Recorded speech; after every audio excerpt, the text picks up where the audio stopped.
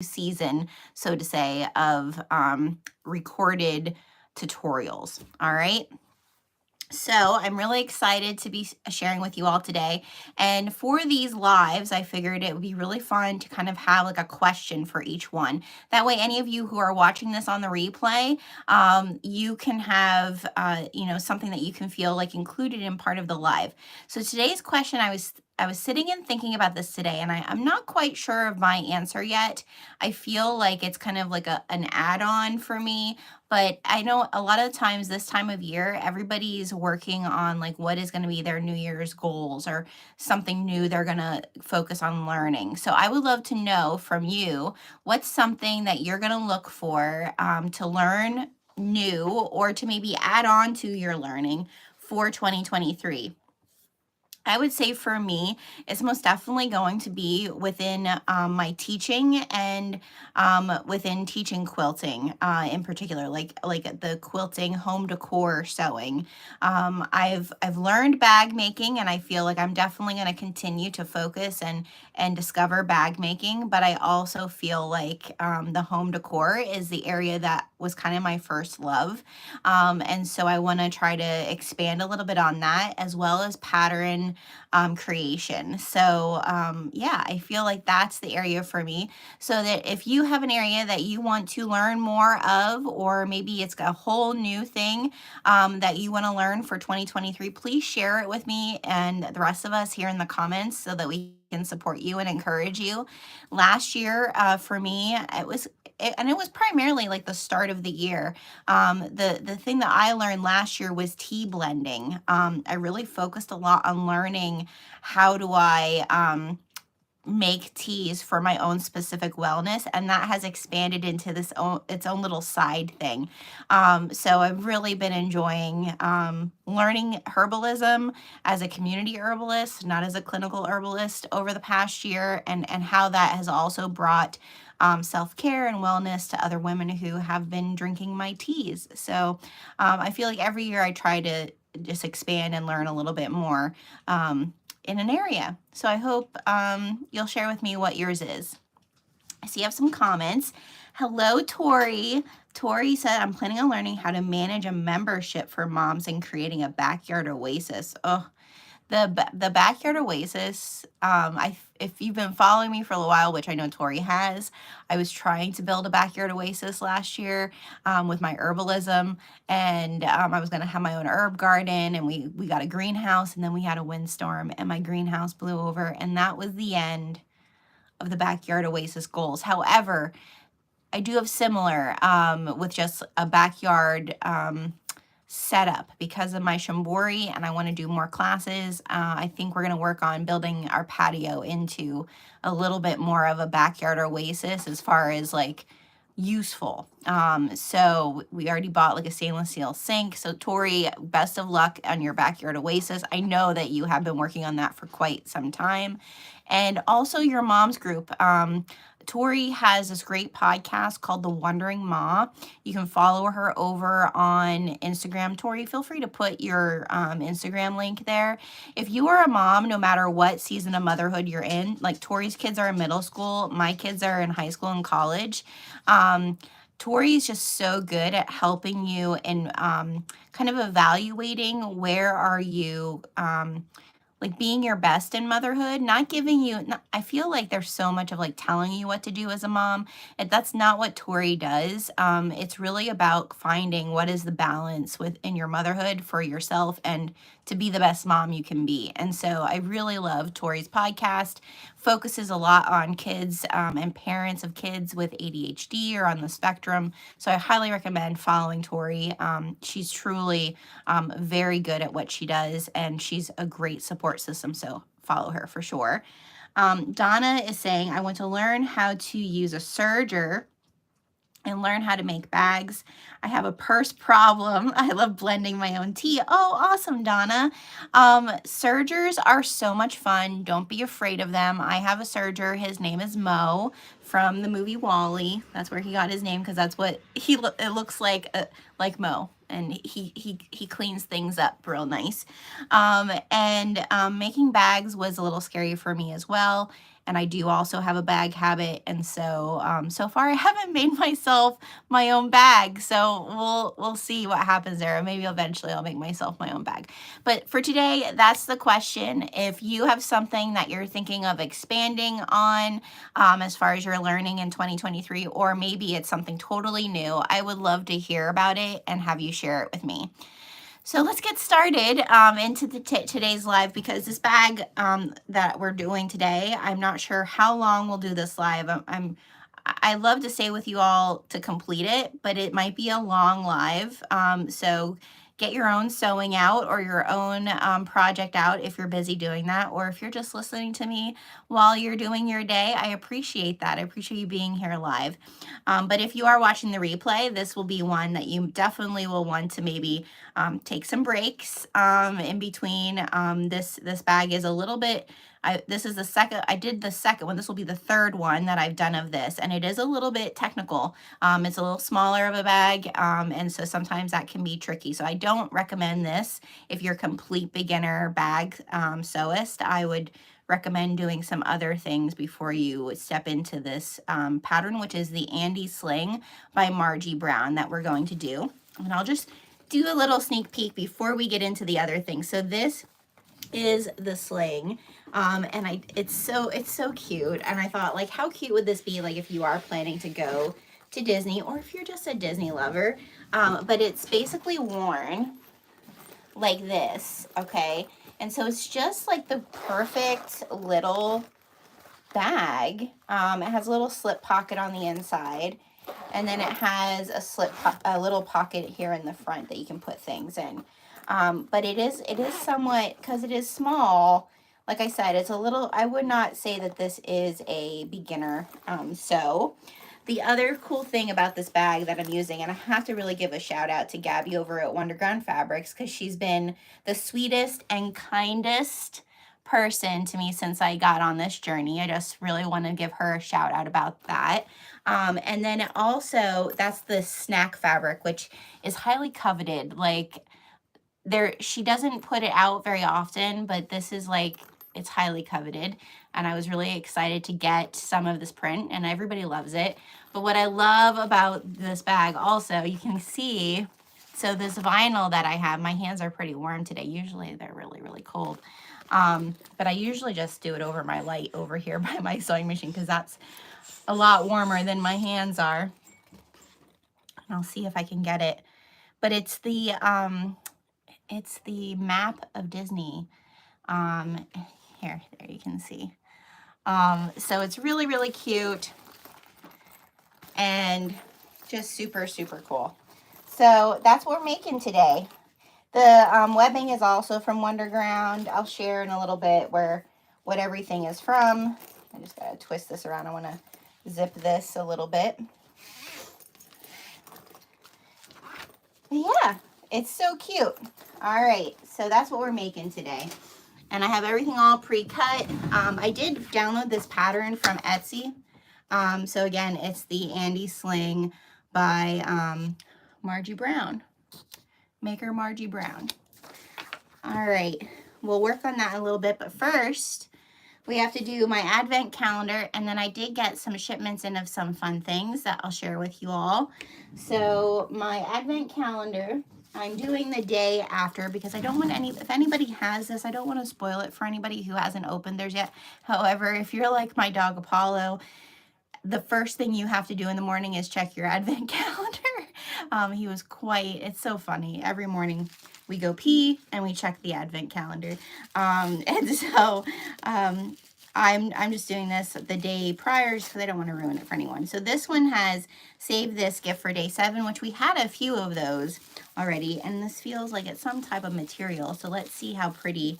I do love Sally Tomatoes vinyls and their corks. They really do have some of the best. So let's see what is inside. And it's rainy and dreary today, so I'm sorry if the light isn't really the best.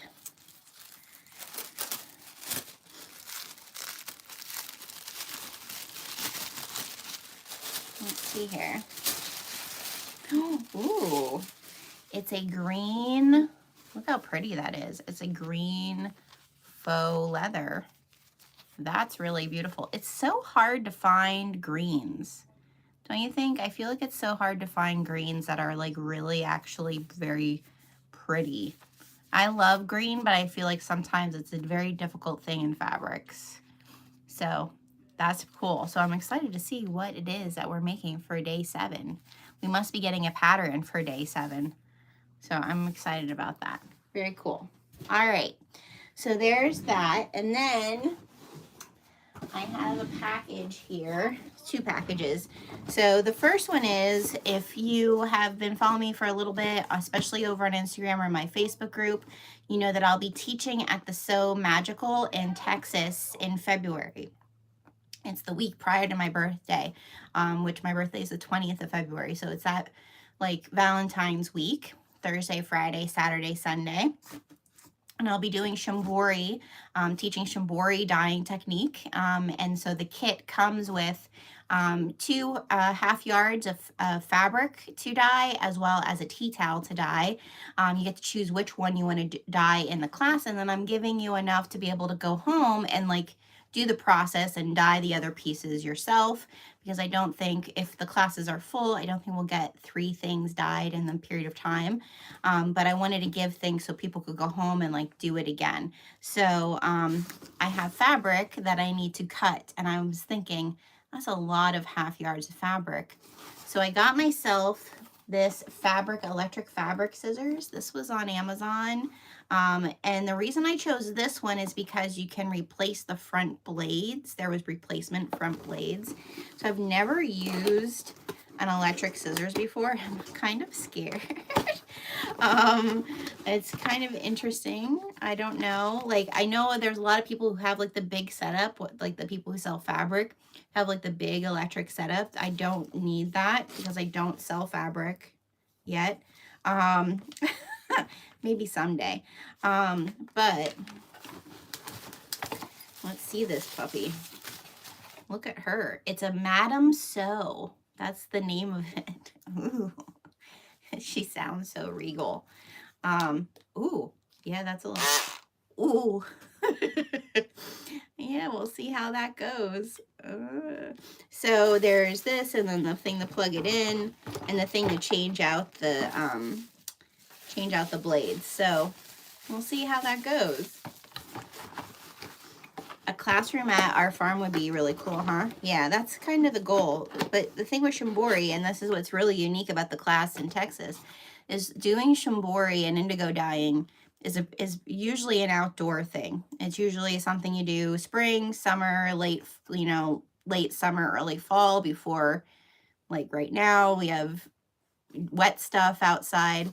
So yeah, so it's definitely usually something we do outside. So we'd like to build a setup so that I can, on my back patio, and I have a very big party tent that we can put up in our backyard, and hopefully do some summer classes outdoors. And that way, even if it does rain, there's at least an under the tent area to do like the folding and things like that. So yeah, so that's kind of the goal for next year, to have something like that set up. Maybe someday we'll have an indoor class where we do want to convert a barn eventually. The next package that I'm showing is from Indo Love Creation, and I love her so much. It's where I buy a lot of my hardware. So if you're getting into bags, the one thing I love is, there's a discount code all the time. If you spend $100 or more, there's a discount code to get 10% off. She does do sales occasionally, but the way she packages her hardware in the sets is probably the best sets I've found for the pricing. So that's kind of, I'm fairly new again. I'm here 6 months. So if you know a better place for a better deal, that's great. However, I don't think, and this is again probably why I buy from a lot of people, make it a little special. She also throws in candy. This is coffee candy, which I'm sure not everybody would love, because not everybody loves coffee flavor. I, however, love coffee flavor. So this is great. I have the other packs that she's sent me on my windowsill when I feel like I need a little sugar fix while I'm sewing, I grab this. What a smart thing to do. So she always sends this. Sometimes she sends you a pen, but I ordered from her, I think it was Black Friday. I ordered from her. I wanted some neutral zipper tape. So this is a brown with a antique nickel. And then there's a sage. I think this is with the antique brass. Yeah. And then I also got matte black on black and a rainbow on black, because I'm noticing I have a lot of different colors because that's what I would gravitate to, but I don't have a lot of neutrals. So trying to build that stock up for when I decide what I'm making. It's a definite issue when you're like, oh, I like that and I want to make that. And then you're like, oh, but I don't have the hardware to make that. Okay, I bought a bunch of different snaps, just really basic, like the magnetic snaps for bags, because I found this pattern that I really want to do, and I needed to order the hardware to do it. So maybe we'll do one of those probably towards the end of these lives. It won't be anytime soon, but or it might be one of my recorded ones. But they also use, this bag also uses like a buckle. The strap isn't, it is adjustable. It's more of a belt type of strap. It's very classy. So I'm excited to try those. I got the hardware in rainbow, and I think the gunmetal, and also antique brass. And I don't know if I got any like zipper pulls or anything. I didn't get anything else that's fun, I don't think. I did buy, so my mom, the reason we're doing this Andie sling is I'm making my mother-in-law an Andie sling, but without the sling. She's a truck driver, and she wants something that's going to be able to like clip onto the side of her pants that isn't really noticeable. And so I'm making her one out of all black vinyl, and then I'm going to make a little clip instead of the sling, like a little clip that clips onto her like belt buckle area. So I bought those. Oh, and then there, for that other bag too, there's purse, like the strap ends. Probably can't see that. The strap ends that go on the end of the strap to make it fancy. Yeah, so that's out. That's what's in there. A bunch of the stuff for those. A pattern, you know, a pattern I saw, and I'm like, I'm going to make those. I'm going to make it. And so we'll get there. But that's all the packages for today, and we can get to sewing. All right, if you're just tuning in live with us, we are going to be sewing live the Andie Sling by Margie Brown using this beautiful Wonderground fabrics, the snack fabric. It's also Wonderground's webbing. And then it's Said Creations for the heat. I'll get it so we can see it again. It's heat sensitive of the Disney map on the other sides. And then the waffle zipper tape, glows in the dark, is from Fabric Therapy. And she still has that in stock as well. So, and then these are my new tags from Heartwood and Hyde. Aren't they pretty? Yeah. All right, so we're going to be doing that. Are we ready? I might need that sling for a hiking bag. I think that's a great idea, Tori. It's a great bag for, like, I mean, that's why I did this at Disney fabric, because sometimes, like, I feel like when you're in a park, you don't necessarily want all of, I mean, granted, a water bottle and stuff, but you don't want all the stuff. And I thought it would also be good for, like, just, like, day trips and stuff. So, yeah. Don't worry, this bag is coming in a lot of different styles into my handcrafted shop. This Thursday is my first Thursday shop drop in my Facebook group. So it's usually the first Thursday, but since the first was the first Thursday, and we had just had everything with the Thanksgiving holiday, I figured I would move December's to the 8th. And so all of my new products that I have in my handcrafted shop, that's when they drop. So I usually do a live in my Facebook group to showcase everything so they can see it and ask questions. And then I usually do some type of special deal just for my Facebook group if you're there live. And that way you have that for 24 hours to get anything in my handcrafted shop. Okay, so we're gonna start this little puppy.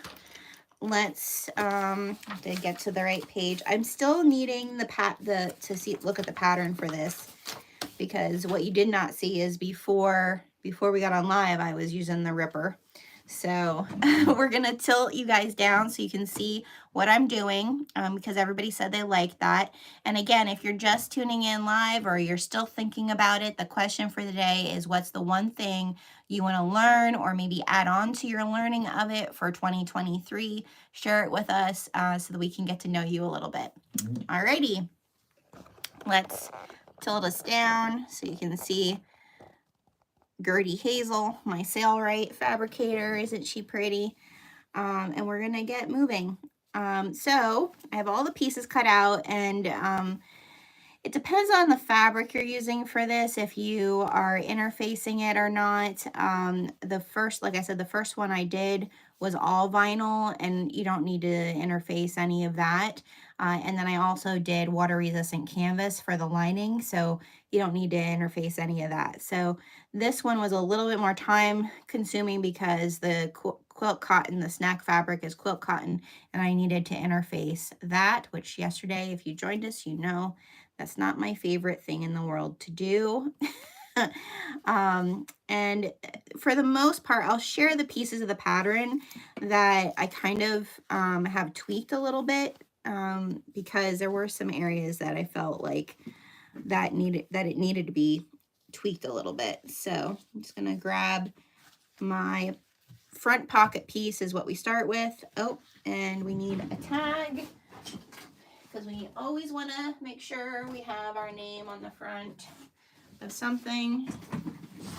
Okay, so again, my beautiful little heartwood and hide tags, and we need some tape. We're going to do that first. We're going to put the tag on, and then we're going to work on the zipper. And if you have questions at all while I'm sewing, feel free to pop them into the comments. I'll try to answer as many as I can. And even afterwards, if you're watching on the replay, if you have questions, I try to check that to see. So I want to find my center, so my tag looks centered. I love the detail on this bag of the zipper being diagonal in the front. I think that looks really cool. And then we're gonna measure. If I don't do this, if I don't measure it from that center point, I always make it crooked, y'all. Always. I know that the E is the center of my tag. All right, and we're gonna stitch that. I have my stitch length at a 2.5, which for your machine might be different. Again, like yesterday I said, you want to learn for your machine, you want to learn which, I don't know, is that better lighting there?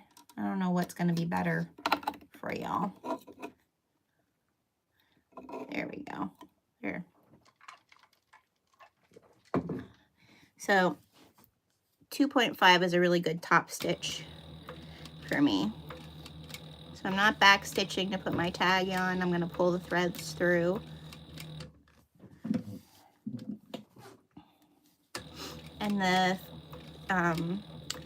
thread that I'm using is the 80 Tex Fairy Floss from Wizardry Stitchery, because it goes so good with this fabric.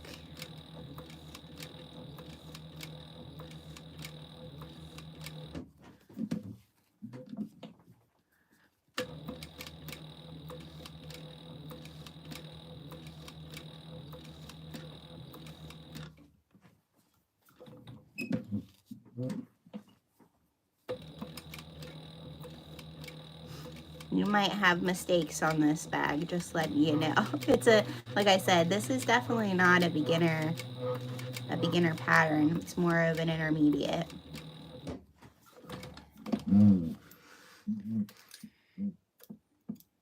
Especially using the vinyl, because if you mess up stitches, and why did I pull it through that direction? If you mess up stitches on a vinyl, you have to make sure that you stitch the correct direction so there's no holes. And the fact that my vinyl is heat resistant, I have to make sure I don't stitch it upside down.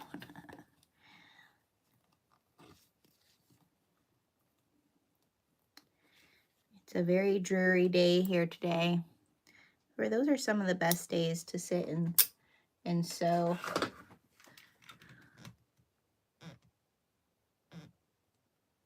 Just gonna heat this with this is my favorite little thread burner from Sailrite.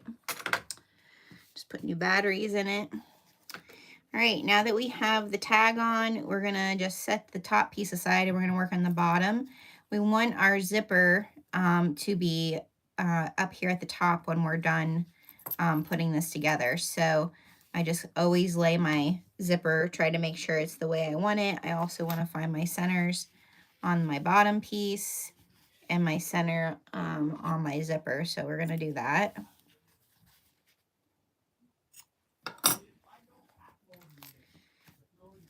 And also, don't go over the zipper part, but if it's always good to kind of heat your zipper ends here to keep it from fraying. I always wonder if breathing this in it's probably not a good thing to breathe in that smoke. I tried not to. All right, so we need to find, move this down a little bit. Find our centers. And I like about this pattern is that she tells you to cut your zippers a little longer than what you need. So that's when you go to place it together, don't panic if you do a pattern by pictures like I do. Don't panic when your zippers are too long. It's okay, just leave it that way.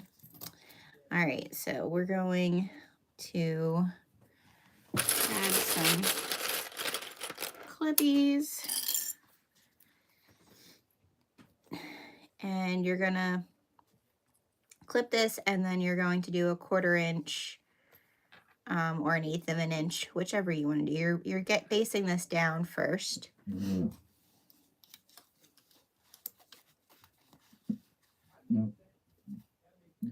Because we're gonna put the lining on with it then.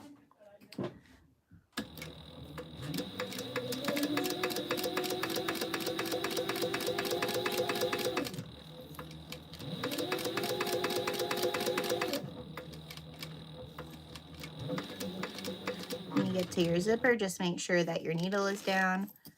Push your zipper out of the way.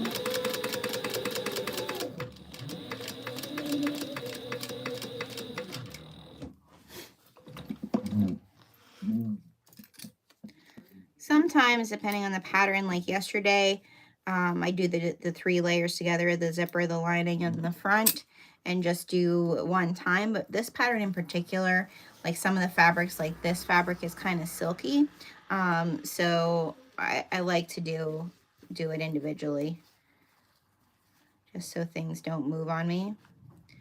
And I should find my centers here, especially when, like I said, the last one I did that I showed you guys, that was only the second one I've ever made. And I definitely still some learning for different parts. So I try to make sure I have all my notches to make sure I know where things go.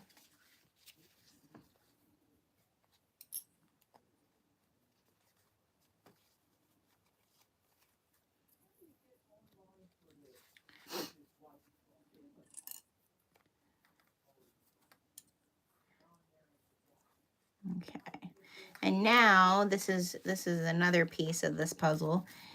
what's usually, this pattern is kind of unique, is it says for me to do a 3/8 of an inch inseam now for the next time I stitch. I can't even get a 3/8 with the zipper tape, so I'm just gonna allow my zipper. I'm gonna just follow. I'm just gonna follow where the zipper is with the side of my foot, and that's as far in as I can get, which isn't technically 3/8, but it's as far as I can go.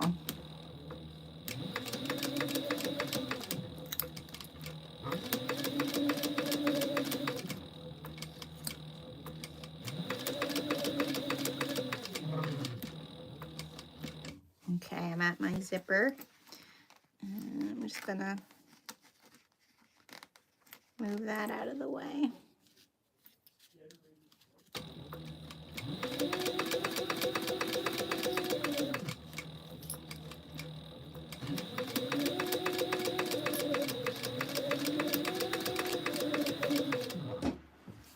Okay.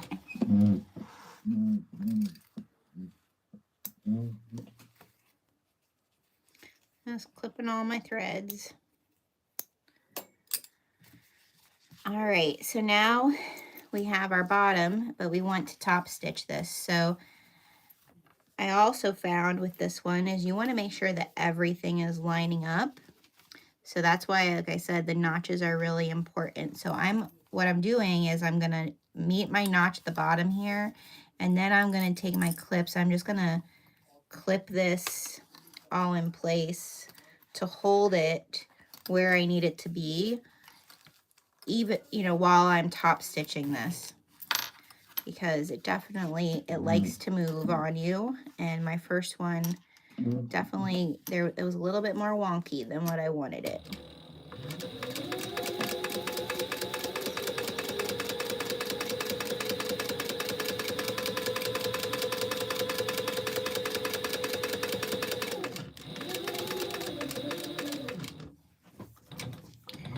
Okay. This fabric is so cute. I love little Mickey ear baguettes. They're so cute. Beignets. Yeah, beignets. So cute. And a little Mickey ice cream. All right, now we're going to do the top. I do have my centers. This is where it's weird. Like, that looks like it totally should not be, but that's the way it goes on. And I'm gonna line that up.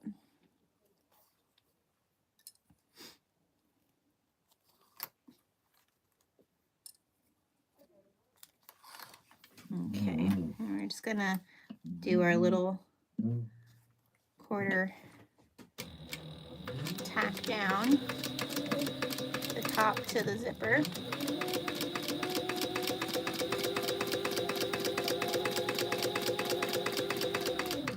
And then move our zipper out of the way.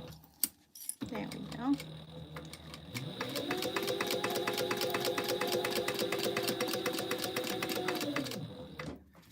All right.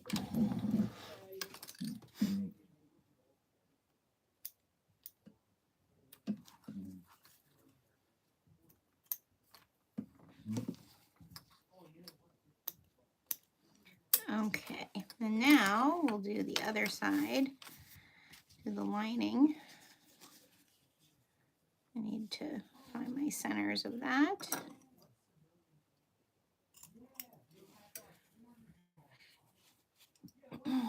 My husband and my father-in-law are looking at an auction today. Who knows what will be found? Yeah. Yeah. Okay. So now we'll do again, just like I did the last one. I'm gonna go butt up right up against where that zipper is, because I can't get it to do the 3/8 of an inch, which ended up actually working in my favor for the last one, because it gives you a little bit more leeway when you're sewing everything together.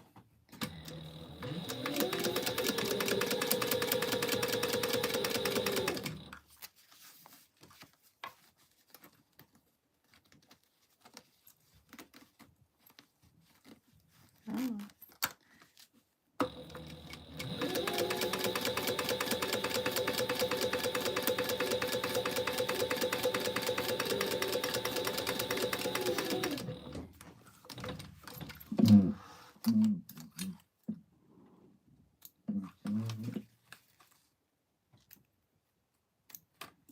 Okay, now we're gonna do the same with the top. We're gonna make sure that our notches meet to be able to top stitch this.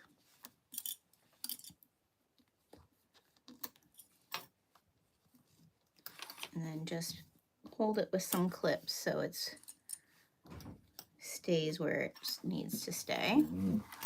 And then we're gonna top stitch. This waffle zipper tape goes so well.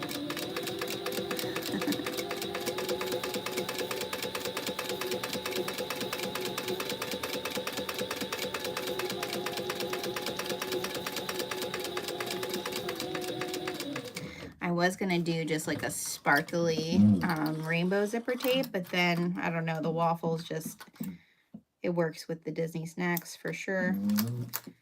And it's the perfect. So there we have it. There's our front pocket.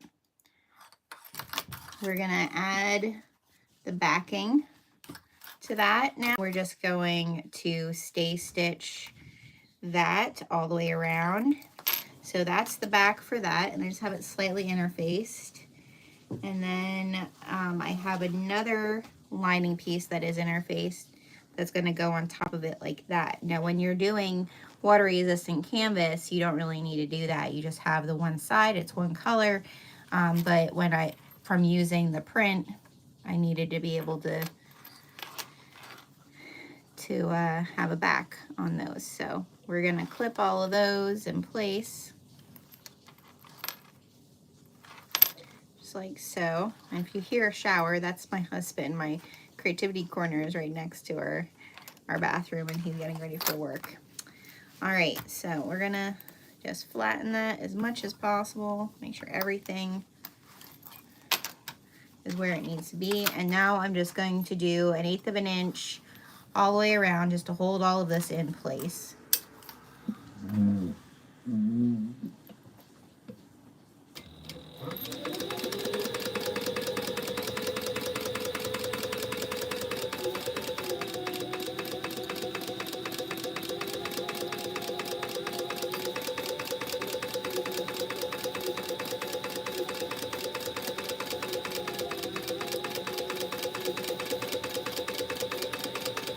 Whenever I go over my zipper, I always like to do a back stitch over it, just trying to reinforce that.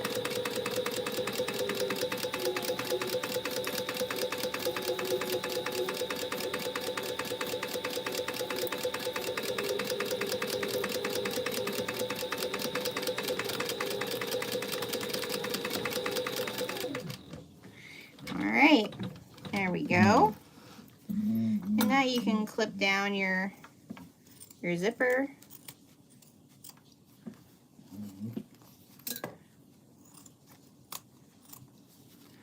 And any excess that I have here, I usually try to clip that out of the way for now.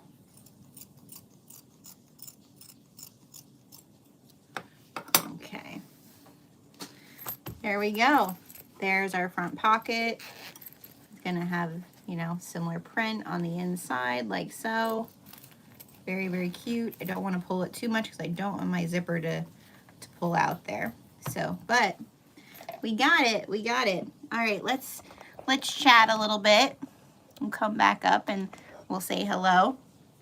Oh my, I have like an ambiance because the glow there. I'm so excited that y'all are here. I really appreciate you coming and joining me for these lives. It really does mean a lot. I'm really excited for the new year of things coming to our farm, like what we're offering, things that I'm getting to do in the new year, like the So Magical in Texas. I hope if you're watching this, whether live or on the replay, and you're planning on attending So Magical in Texas, please let me know. I hope to, even if you don't take my class, I hope to meet you and get to know you a little bit. but yeah, there's so many good things. And so today, every live, we're going to ask a question. So if you haven't answered it yet, feel free to pop your answer in the comments. What is the one thing you're looking to expand your knowledge on or to learn new in 2023? For me, it's primarily the pattern making and also within home decor. I made a phone call today about something exciting. My husband bought me a new domestic sewing machine for Christmas. It had to be ordered, and so I called today to find out like how far out it was, and hopefully either next week or the week after. So that will definitely be something that I share here with you all when it comes in. So I'm very, very excited about that. But I'm going to look here and see what is the next step of the pattern. I think the next step is the back. So we want to make sure that I know which part of my back of my backpack is up and which is down of my heat resistant vinyl. So I'm just gonna heat this up so we can see together which way is up and which way is down. Again, I got this vinyl at Aunt Said Creations. They did have a Harry Potter vinyl that I had gotten like a like scrap first, and I made some of my mug makers, my farmhouse jar mug makers, which is the pattern that I created. And I'm hoping we're working to get it in an SVG for the new year. So I'm excited for that. But then I wanted more of the Harry Potter, and she's like, all I have is the Disney. And I was like, well, the Disney works. Look how fun that is. All right, so we're gonna work on the back. So I'm gonna set the top aside. Should I give you one more view of the top now that we're straight up and down? So here's the top. We have it all stitched down, the back on. Again, like I said, if you're using vinyl, you won't need to do two pieces here. You'll just have, if you're doing water resistant canvas and just a plain, you can just do one and it'll be fine. But the inside is the print and the back is this canvas. This is also from Wonderground Fabrics. So we're going to set that aside. And now I'll tilt you down to show you. I'm going to do the measuring here for the back and stitching on the back. So again, let's see if my hands are warm enough. Yep. So this way is down. So I need this piece of webbing for the back. Now this is a part of the pattern that I changed. I made the webbing size 1 inch larger than what she calls for, because when I did it the first time, it wasn't catching. It was like just perfect. So I made it 1 inch wide longer, and that makes a little bit of overhang so that I'm able to catch it and then burn down the edges. So just want to make sure that all of you know that if you do purchase the pattern, to make that piece of webbing just a little bit longer than what it calls for. So now I'm going to use the pattern, and I'm just going to line that up on here so I can see where these two markings are, so that I can mark them with my pen, because that's where the webbing will go across.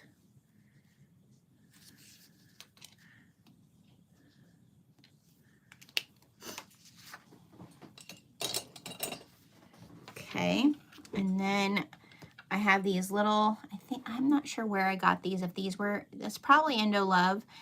These are just small, I think it's 3/4 of an inch triangle connectors. And I'm just gonna pin these in place so that I can stay stitch this down. And I know I got this Disney webbing from Indo Love with the Mickey hands and the Mickey heads. All right, so we're just going to, I'll turn this down a little bit more. We're just gonna stay stitch those in place.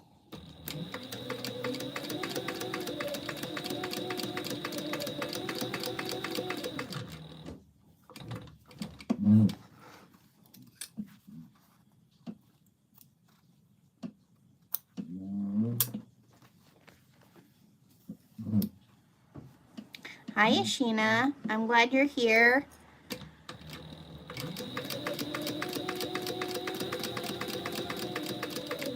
Okay. Oh, my hands are really warm. Usually not the case. All right, so we have that done. Now, what we're gonna work on before we move on to the next step, I feel like this part I want to make sure is prepped so that I remember which is up, which is down. Also, before I forget, I'm going to clip these corners just so that's done for when it's time to move to the next thing. I don't know if it said it's gonna have more heat resistant in different prints, but I'm there for it. I feel like it's a fun, like it's a good way to make a bag look neutral, and then like when it's in the sun, like it's not neutral. I think that's kind of fun. All right, so now I want to find my other back lining piece as well as my pocket piece, and I have these little Hello Sunshine tags. These are from my friend Kayla over at Carolina Little Stitches. They're so cute, and I feel like the Disney fabric in this remind me. So the first time I went to Disney was with my dad when I was 5 in the 80s. And if anyone remembers the song Good Day Sunshine, that's what this reminds me of. And that song was like a big hit when my dad took me for the first time, because I remember us playing it over and over and singing it in the car. That song was big. And Don't Worry, Be Happy. All right, so we're just going to do a 1/4 inch. We're folding the pocket in half. We're going to leave a little opening to be able to turn it right side out.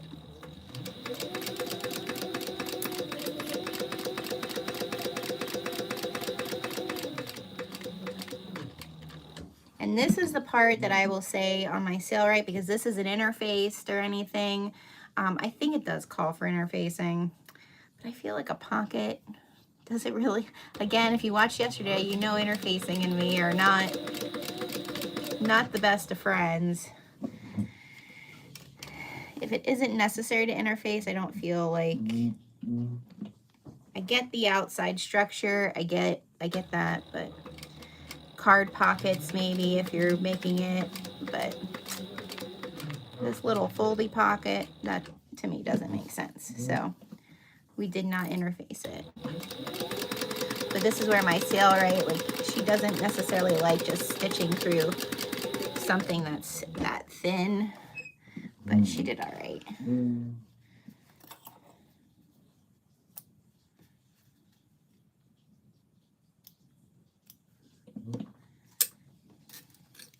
Are there any songs from the 80s that bring back childhood memories for you? It's definitely one of them. I haven't heard that song in a long time though either. Now we're just going to turn this out.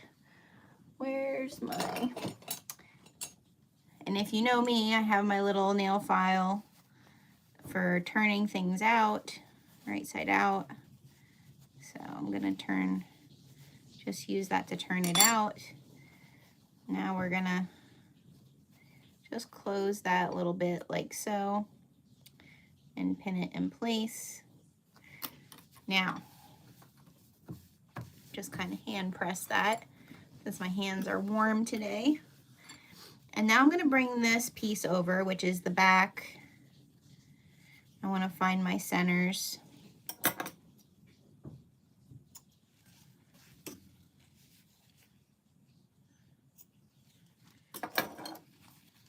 Centers do come in handy because you're going to make a gusset for this. And so knowing where your centers are on all your pieces definitely helps when you're laying all of that together. Okay, so there I have my centers. I'm gonna get a piece of thin double-sided tape. Where's the end? Where's the end? Where's the end? I see all the fuzzies, but there it is. All right, and I'm gonna lay this right along the bottom.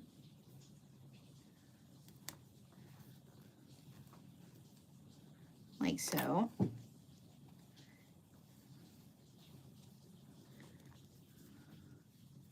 And then, that's where I'm going to put this little tag, because we do binding to pull all this together.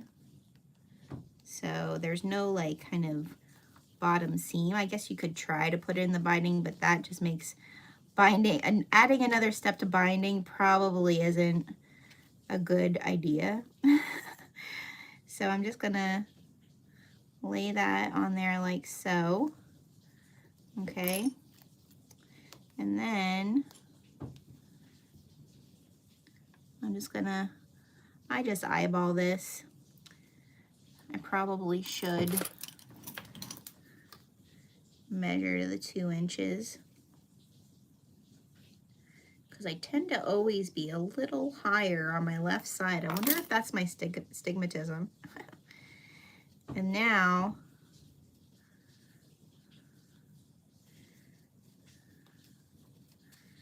we can, right? Yeah. You can lay that flat like so. And what I do to just kind of hold this where I want it, again, these big jumbo clips are so helpful in your sewing repertoire of tools.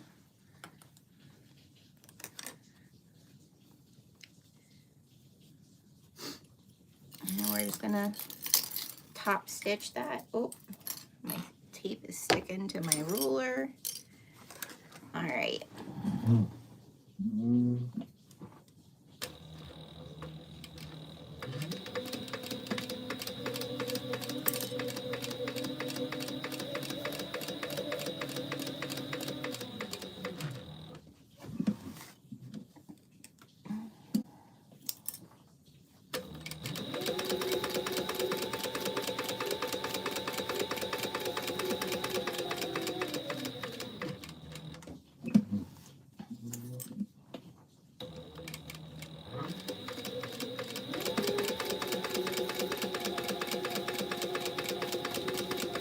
I feel like you could do, like, this is one of the things I'm going to do with my mother-in-law's.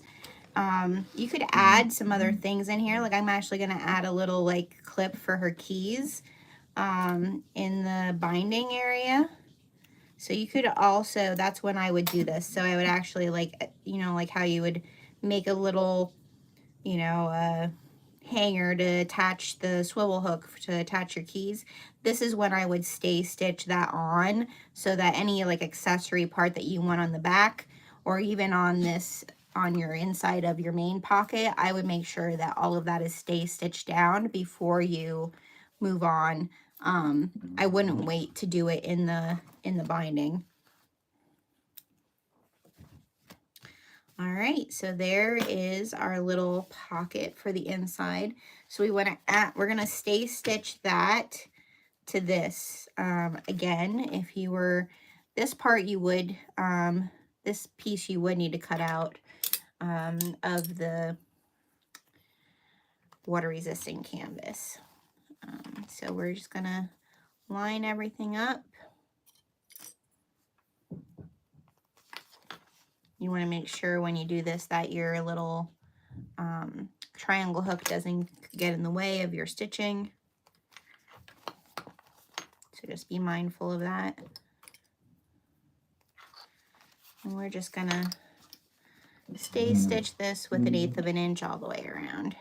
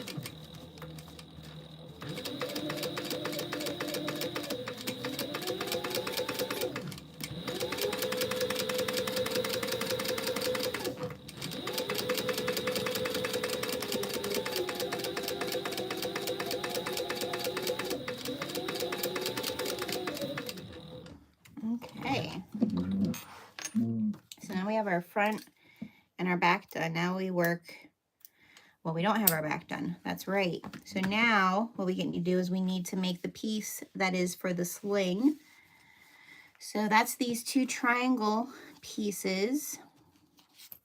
So I have to, again, check and see which direction is out. That's the only thing about this heat resistant is it's like, I guess I could have wrote on the back like an arrow or something when I did it, because I had to check before I cut them out as well.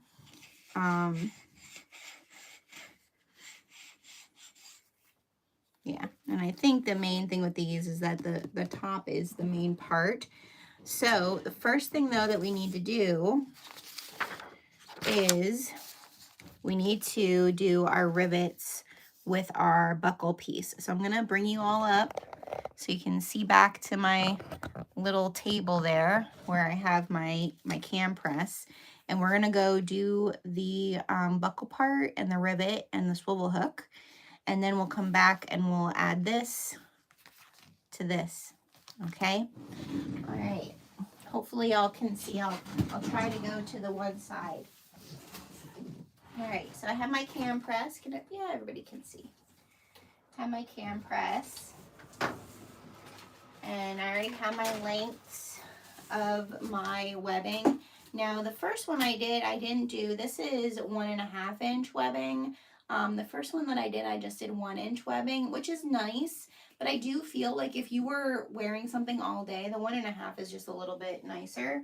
I do need my thread burner because I'm going to just burn this down a little bit so that it doesn't fray.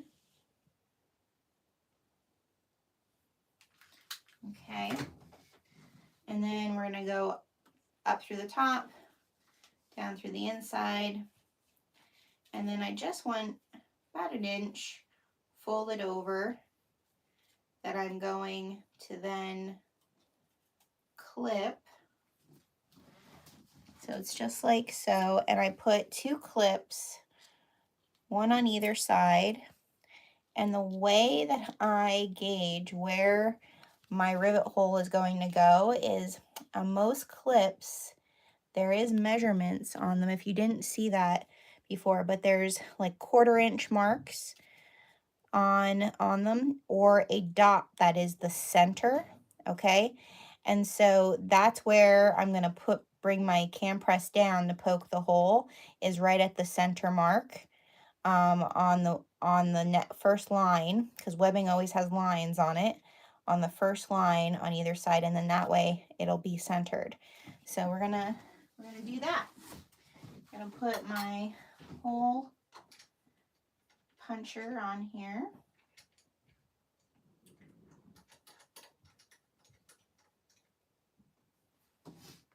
And I'm gonna just look to where that center mark is.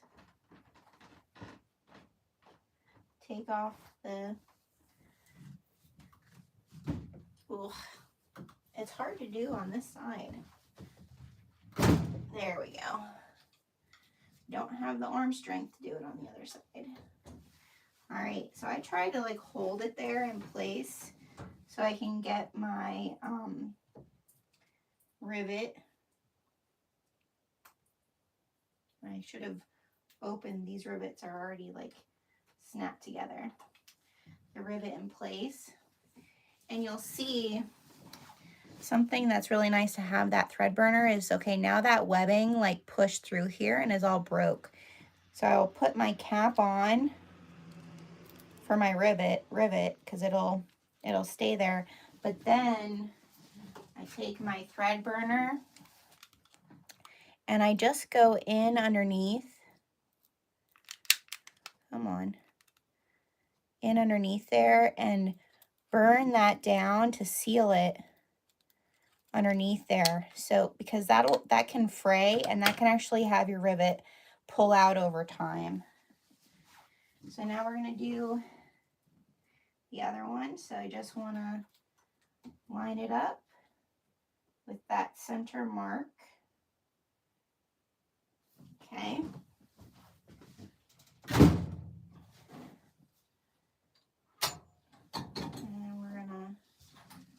the rivet on.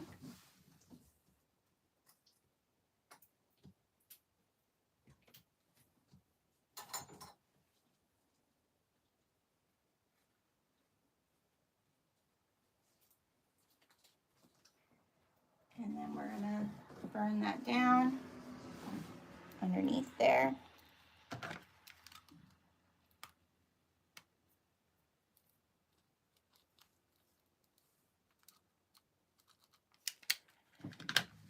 All right, now we're gonna put our press.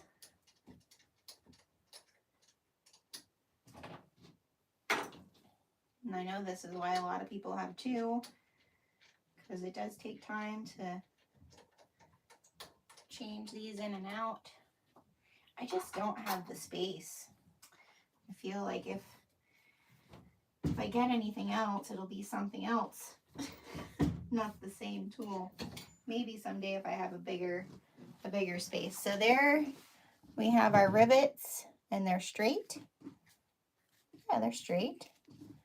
So just be mindful of that. Like all of these, and I don't know if you can see it with the light. Maybe if I, no, well, maybe. All of them have measurements on them. So, I mean, most do. So just be mindful of that, like when you're using them, is that there's things there to help you. All right, so now we're gonna take our swivel hook end, and I always hide this end. I don't go this direction. I, cover this end up. So I'm gonna put my swivel hook end through that way. Then I'm gonna bring this up through this side and down through the other. And now we have our swivel hook on that end and our adjustable piece on this end. Okay, and now we're gonna stitch this. We're gonna stitch this on top of this like that. Then we're gonna sandwich it together, stitch all the way around, and then pull it right side out and top stitch that. All right, so I'll have you guys scooch down so you can watch that process. Okay. Alrighty, so we have our webbing here, and we're gonna clip it in place. And we're just gonna do 1/8 of an inch to stitch this in place. And if I'm honest, this is the part that can get wonky. So just be mindful of that. Take your time here. It looks like a simple place, but it's the part that I think, well, both times I've had to fix. So just be mindful of that.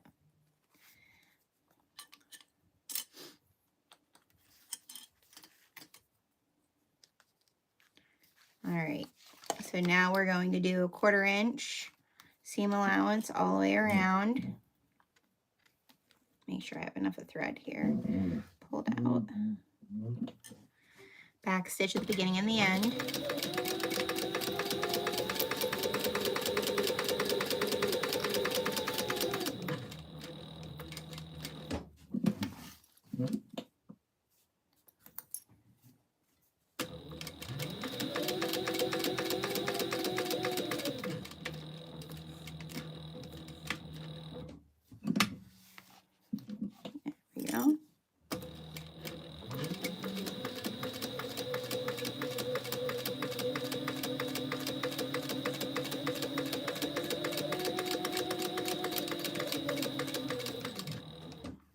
Okay.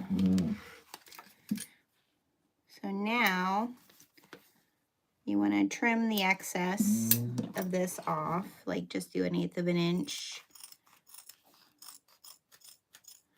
I usually just clip the corners here. Try not to clip your webbing, because again, we want Anytime you're cutting the webbing, it gives it more chances to fray. And now we're going to turn this piece right side out. I'll use my little tool to get the corners here.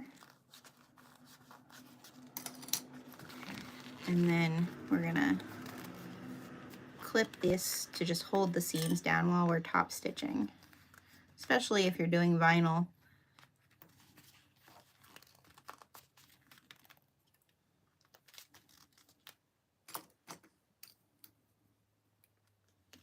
All right, so there we have that. We're just going to top stitch this with 1/8 of an inch all the way around.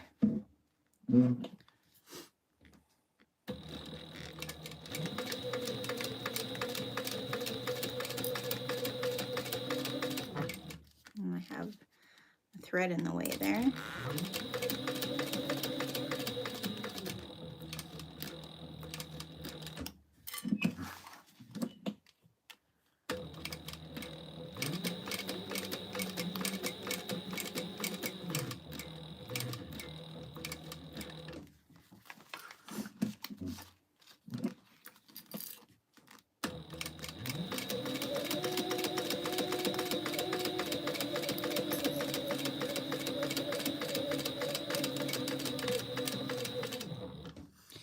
Okay. I just love that fairy floss. Oh my goodness.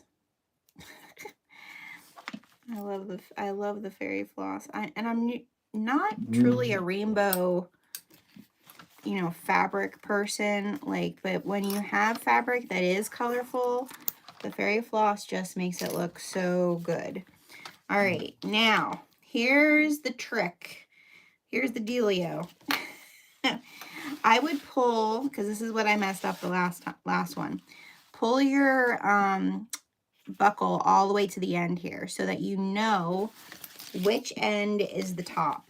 All right, because the top, when you do it, needs to be facing your back like so. All right, and then I usually like to just make sure I know where the center is on this, because the first one I did, I feel like that got a little wonky because I didn't know where that center was. And I would also go a little bit, like, you want this to be really nice and secure in there. So I'm going to go a little bit further into,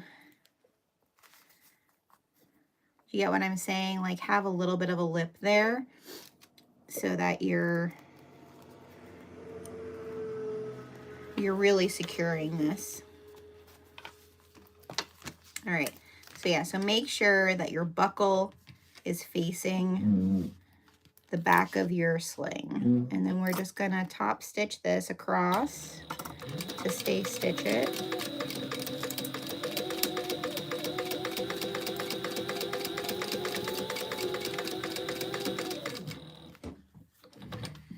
Okay. And now that part is done. Now we work on the gusset. All right, so you can just set this piece and your top, you can set that aside for now because we won't need that till we're ready to piece everything back together.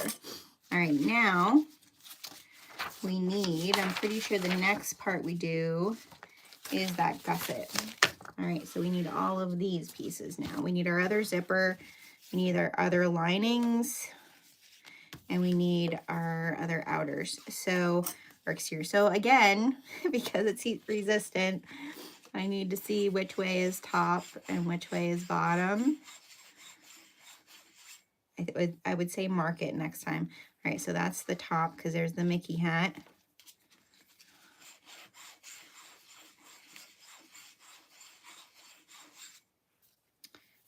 Oh, and there's Space Mountain in the castle, so it's that direction. And the gusset here, let's see. Which direction is that? Can I see anything here yet? Nope. Need a little bit more.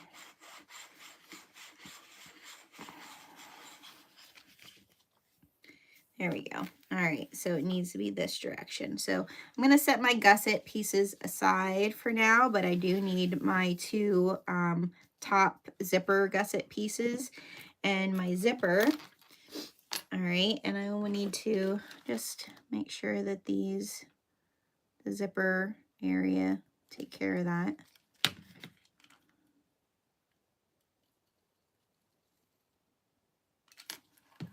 So it's not fraying. And again, like I said, that is one of the nice things about this pattern, is that she did make your zippers a little bit longer. All right, so find my centers on my zipper.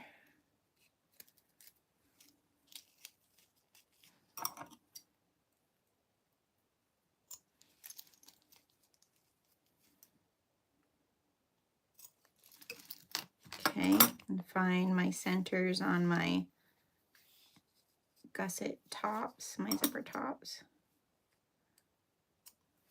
It all helps.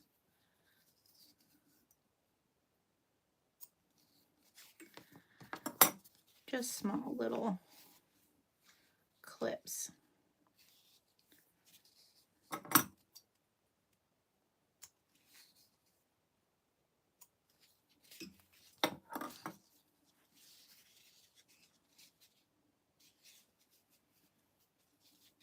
I still have a fair amount of this snack fabric. I'm thinking to myself, do I make something else with it? Or do I put it on my de-stash bash for next time? If you're new to following me, every 3 months, I do a de-stash bash in my Facebook group where anything from my creativity corner, it's either, you know, yardage of fabric or, you know, something that I ordered for a project and then decided not to do the project. So there's always, and there's the de-stash bashes from the past 2 are up on our website. So if you just go to handcrafted when you go to thunderbirdfarm.com and then you click de-stash bash, you'll see all the things that are still there. So if you're looking to do a craft, now's your time to do it. So I want my zipper to go this direction for now, right? Because this is the top, this is facing this way. Let me think a second. Because I have a directional fabric, I need to think about this. Yes, because my zipper is going to be over here when I put the gusset on. All right, so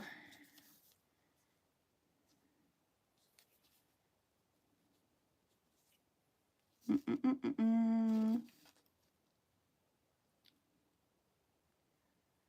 wait a second. So this will go like this, and that's the top. Yes. All right. It'll be upside down for now. So we're gonna just pin this as centers, and like I said, see, you have excess zippers on either end, which is good because you just never know when you need it. All right, we're gonna set this aside. We're gonna move that, but we're not going to turn it, so we know the direction that it is in. And we're just gonna stay stitch the first piece.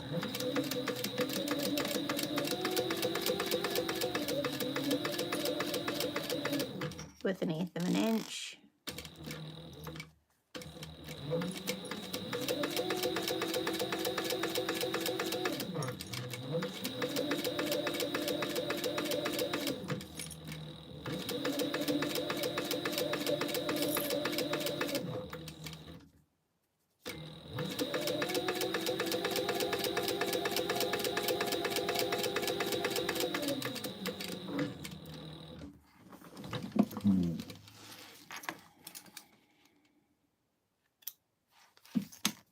Okay.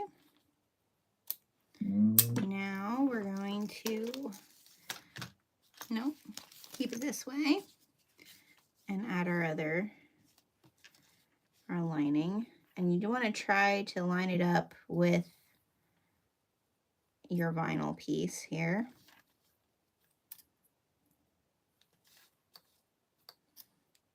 And again, she does say to do the 3/4 inch seam allowance here, and it just won't do it on my machine with this, with my foot. And I have a narrow foot. I think if I had the actual zipper foot on, maybe I could do it, but it worked out okay. So we're gonna just follow along that zipper.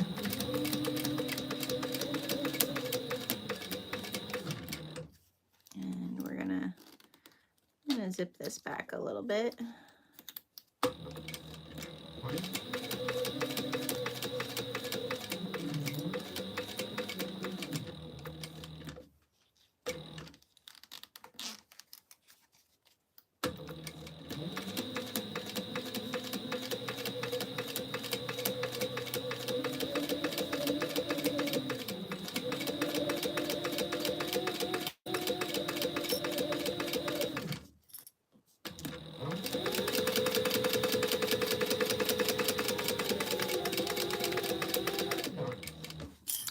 Okay.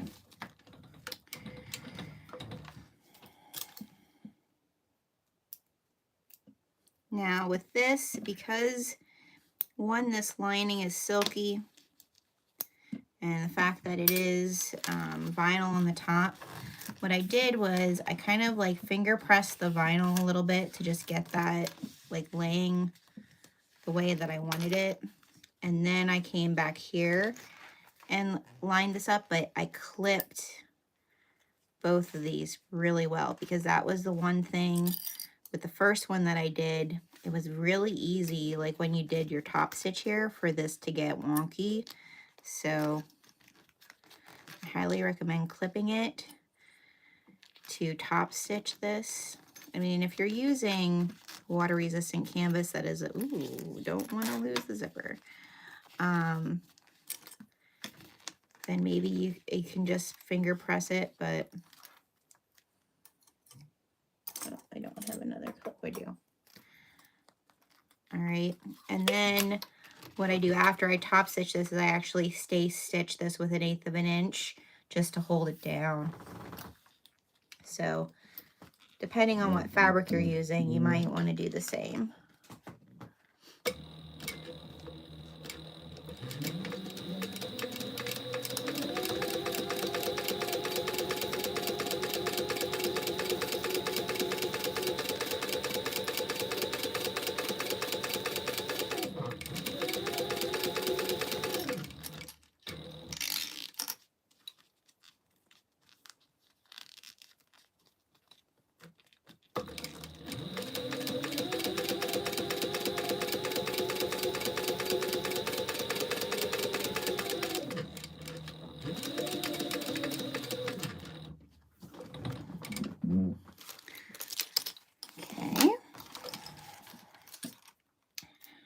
I know I say okay. I say okay a lot to myself when I sew. Like, okay, we're moving on to the next step. And now we're just going to do that stay stitch all the way down. Just 1/8 of an inch. Also, because this canvas lining, it likes to fray. So it's just giving a little bit more stability. And it does make it so much easier when you're putting it all together. Okay, so there's that. Now, okay, so that's the top. So this is the right direction. This is the way I want it to be. So I need it to do it like this.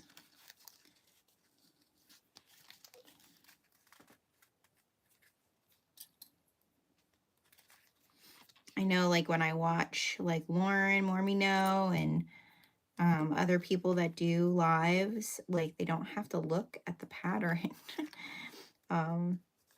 That just is an amazing talent.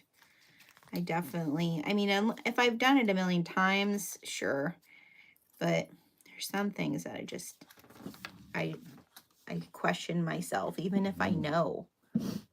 So, all right, we're gonna stay stitch this across the top.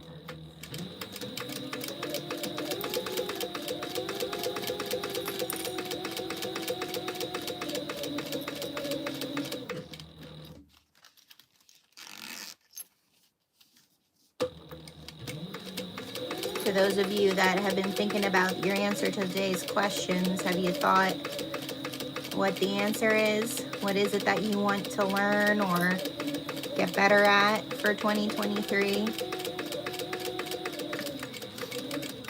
I feel like another thing I want to learn and get better at, if we're gonna make a list, because we all know we can make a list.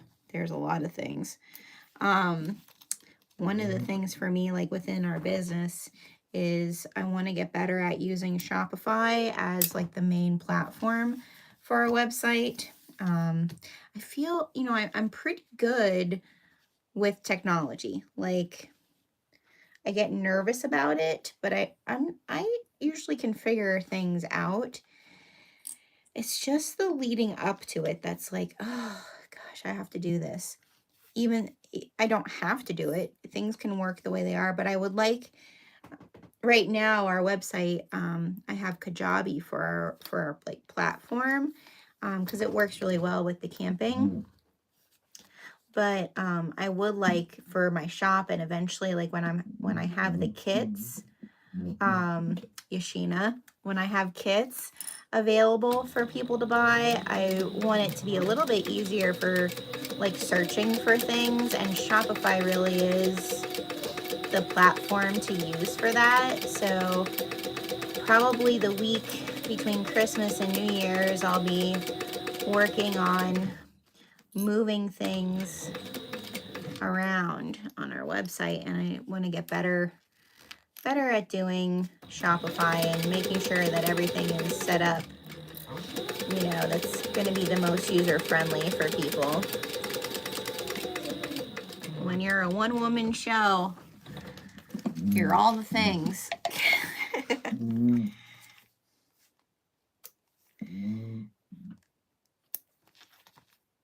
Okay, and then we're just going to do the same for this. Just kind of finger press this and then get the top where we want it. I just feel this zipper tape, even with black and then the fairy floss, like just that alone looks so pretty. I'm telling you. You know why I like that? That is very much me. So if you want to know kind of my style of bag, which you might see a little bit more of, is like a two-tone, a tan and black. I have a thing for a black and tan bag, because I feel like it's dressy enough, but it's still casual, you know, like, I don't know. I feel like it can go with so many things. So you might be seeing more of that in the new year. Well, I can promise you, you're going to see more of that, because there's some design changes that I'm doing purposely, like when I'm buying fabrics and stuff for the new year. I'm looking specifically at how do I still make things fun, but bring more of a classic look, which is more me. Don't get me wrong, I love all of the fun, wild fandom. I love all of that. But I love it as an art, not necessarily as like my own personal bags. So I feel like I want to bring more of my style into some of my bag making.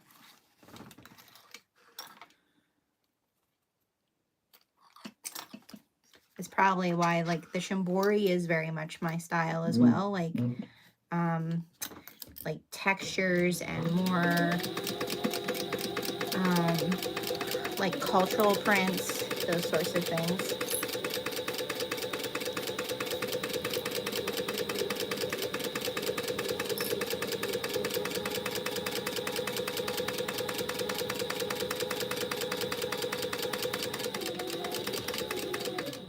Alrighty. So we have the top part of our gusset complete. Now let's do this bottom part. So the bottom part's a little tricky. So again, find your, that was right side up.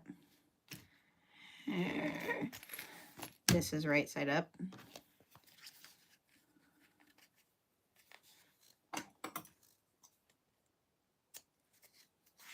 Find your centers.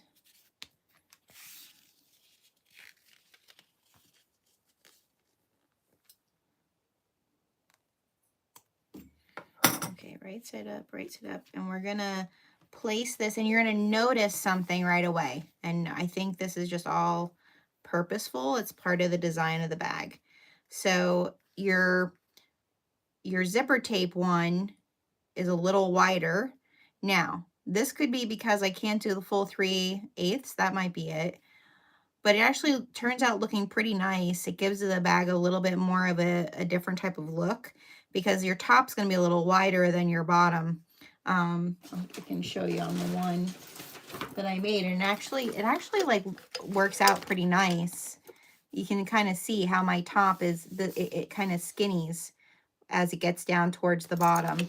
And I feel like that actually, you know, if you're pulling a phone or whatever out, that actually works kind of nice. So you want to center your center of your gusset, the exterior piece over your zipper.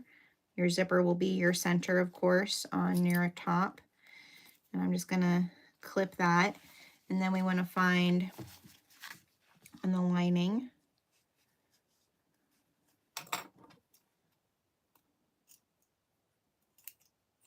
I need to sharpen these scissors.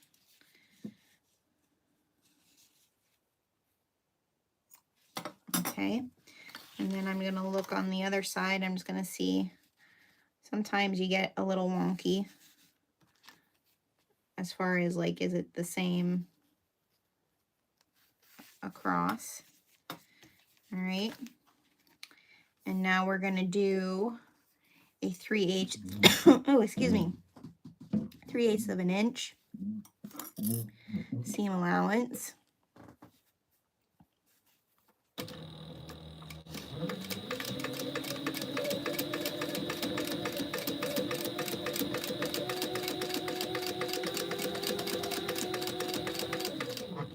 Back stitch the beginning and the end. Okay, and then we're just going to come over here on the other side, and we're going to do the same thing. We're going to line it up on the one side, and we're going to line it up over on this side, centered. Clip that in place. And we're going to do another 3/8 of an inch seam allowance.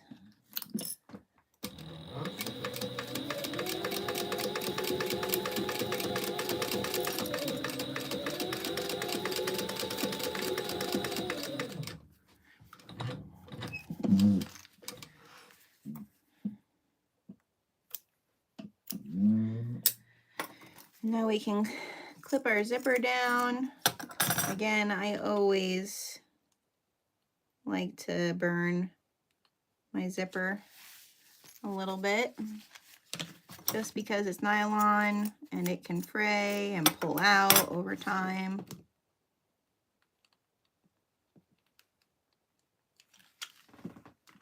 Okay, and now we're going to just turn this like so. Now, here's where both times I did this, I don't know if it'll do it this time or not. Oh, maybe not. Nope. Maybe. We'll see. You can kind of see, like, I'm pulling this, but I think I might need to make this here fold it up a little bit more so that everything meets up right. Okay? That makes sense. So I start at the one end and like just clip, because you're going to stitch across here. That's what it tells you to do in the pattern. But I also, again, stitch everything so that it all stays where I want it to for when we're piecing this thing together. So I'm just going to come around and clip on both sides all the way around until I get to the other side.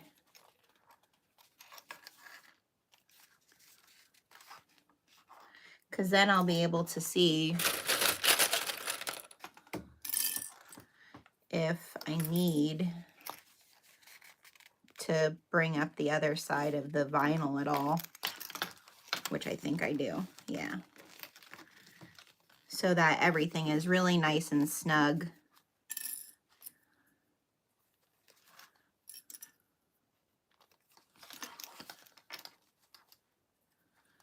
Okay. So now what I'm going to do is I'm just going to top stitch across this piece on both sides. Make sure that that's really nice. And then I'm going to stay stitch all the way around. So this part can be tricky because you can only do one part at a time. And I'm wondering where my bobbin is. I definitely don't want it to go out when I'm working with the vinyl.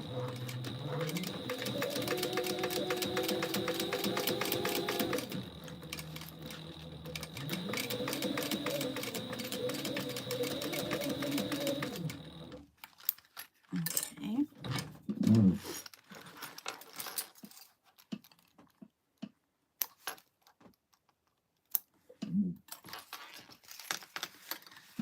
All right.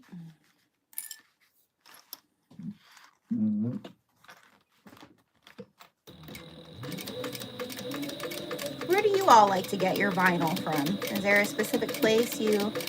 I mean, I feel like vinyl is one of those things once you get into bag making, it's like, I buy it everywhere. A few of the shops that I like are the A Creations. I bought a few from her.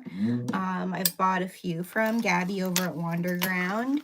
Also, my girl Katie over at My Little Shindig. That's probably where I have a lot of my vinyl.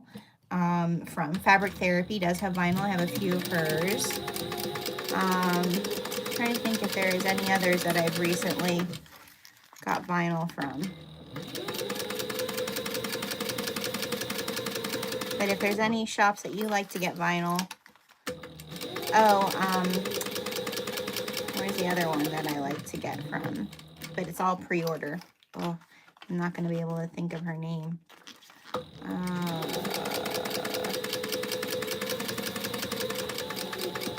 I said it yesterday. There's a few places. I feel like vinyl was like so exciting to be able to do once I had my sale rate. I was like, oh, I get to do vinyl. Because my old singer, she wouldn't like this at all.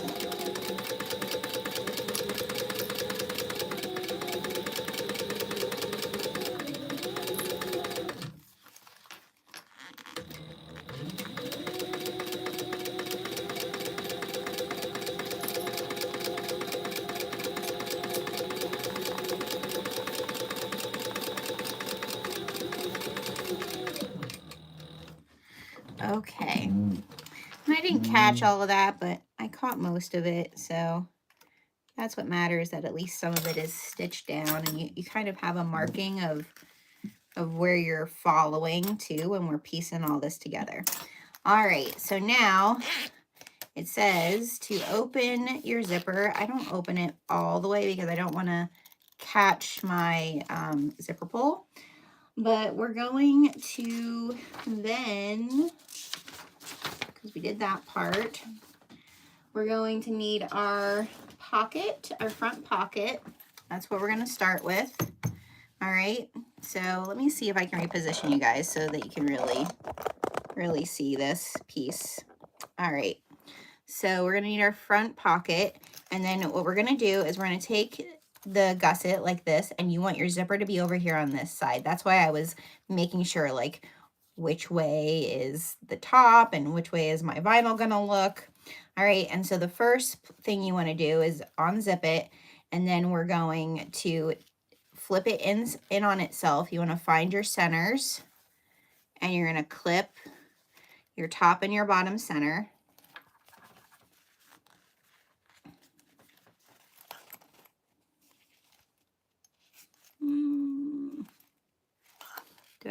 clip my centers on that. I didn't. I need to find my center here. I'm just going to put a little clippy into my stitch there.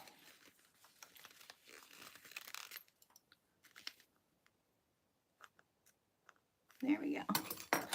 All right, now, and then I'm gonna center this one up like so. Okay, and I usually like to put at least, I'll do like the bottom and the top clips. That way I know like where I'm getting to my corner.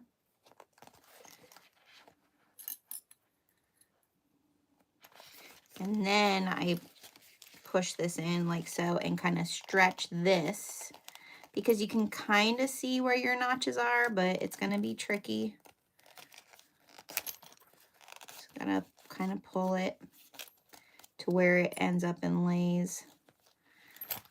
And then I'll do probably like the same thing, 3 clips on one side and then 3 clips on the other side, and then do my corners last.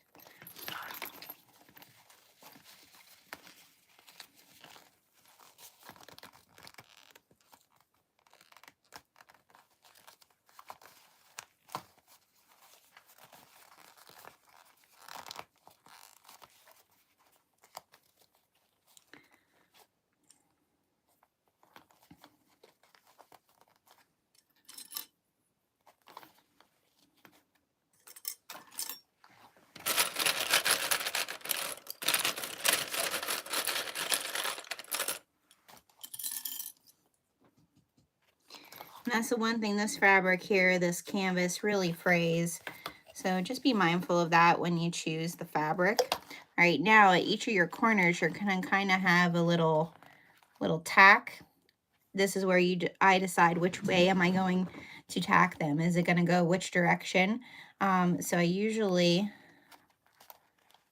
flatten that out and put a clip over that.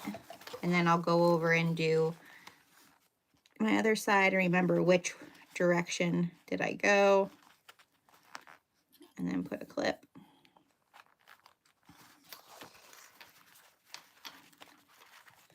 The bottom is not as, you don't end up having that, so just make sure to really clip.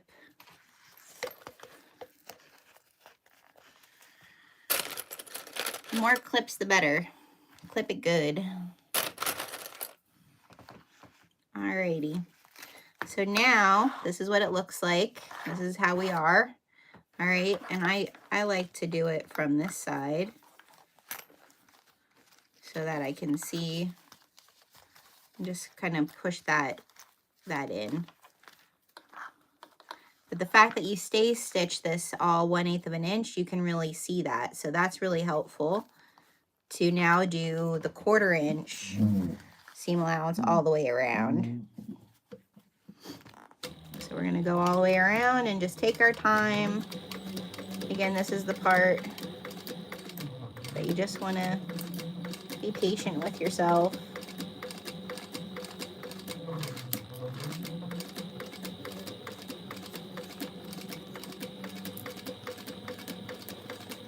And take it easy.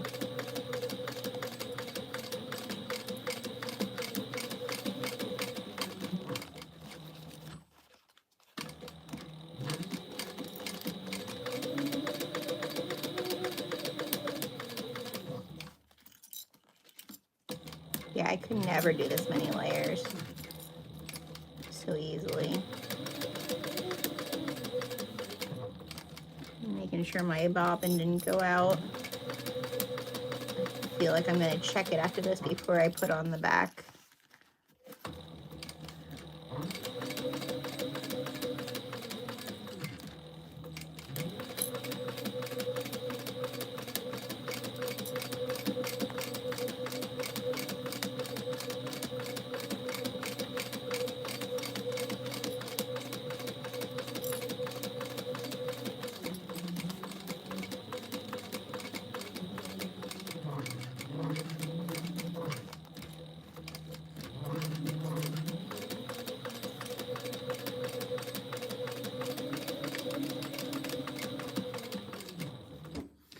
Okay, there we go. That's on there all the way around.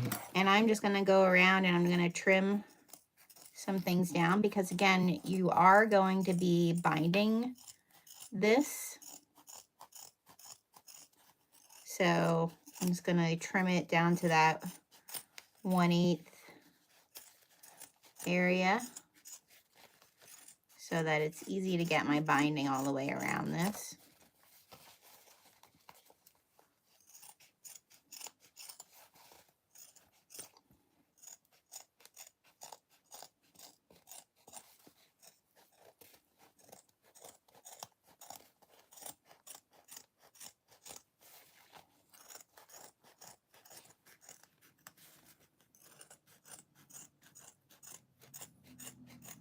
And here comes my son. We're doing a long sew along today, everybody. This is a long one, so if you're still with me, thank you. I'm just going to go around and kind of burn down some of this. The canvas is a little bit synthetic that I have, so if I burn it a little bit, we're all good. Get my sides and my zippers. There we go. Okay, so that's on. Now we do the top. So I want to unzip, the back. Now we want to unzip our pocket there because we're going to take our webbing, we're going to roll it up because we don't want to stitch this. We're going to roll that baby up and we're going to shove that inside that pocket so that none of it gets caught when we're stitching this on top. So now we're going to meet our bottoms again.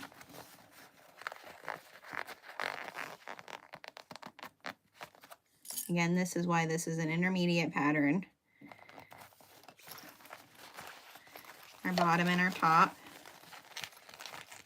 And again, remember our top, we kind of have a little bit of a lip of that guy in there that we will need to cut down to do the binding, but it's nice to have when you're sewing to make sure it's really nice and secure. And now we want to kind of stretch this out to see where, and our centers, you should kind of be able to know now where your centers are from the last one, even if you can't see it on this side.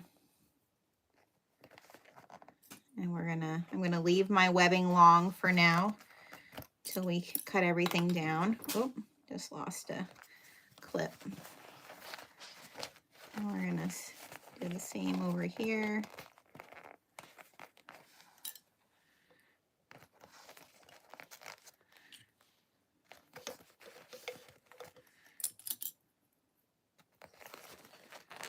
And now stretch this out on the bottom. Clip the corners good.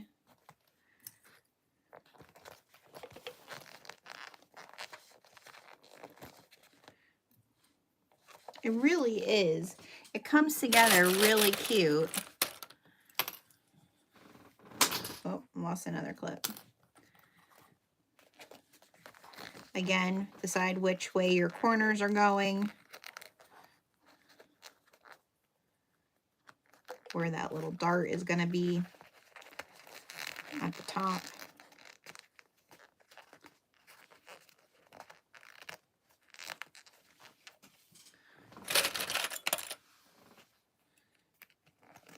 Okay, now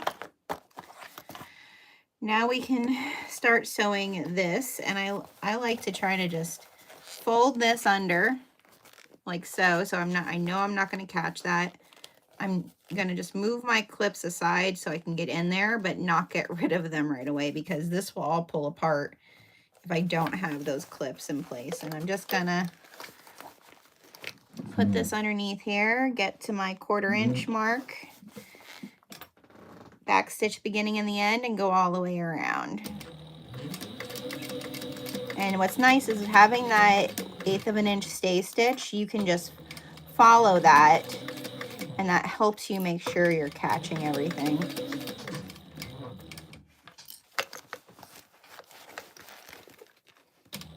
So I'm sorry if you can't see, because this is all blocking everything. But just take this part real slow, nice and easy. Because it is a little, it's a little challenging.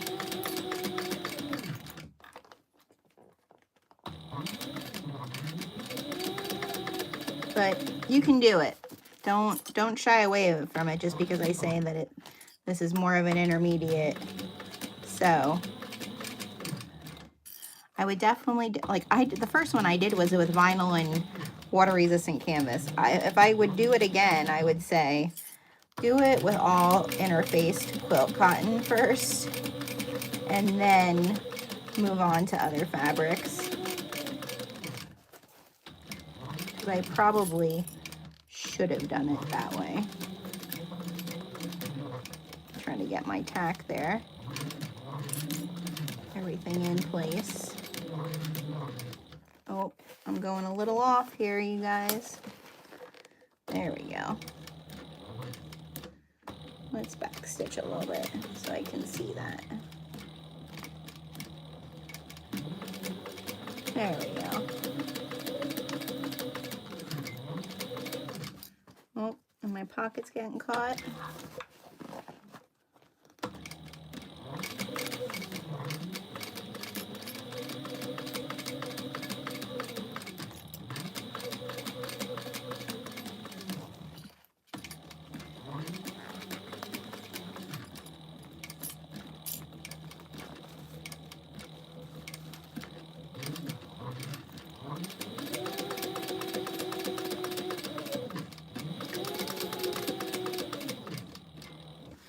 Okay, we got it. We did it.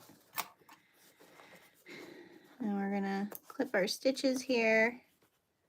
Lots of fraying, but we're gonna clip this down so that it looks nice, and so that we're ready to add the bias tape. And I'll show you. I buy my bias tape. I buy it from Amazon. I know.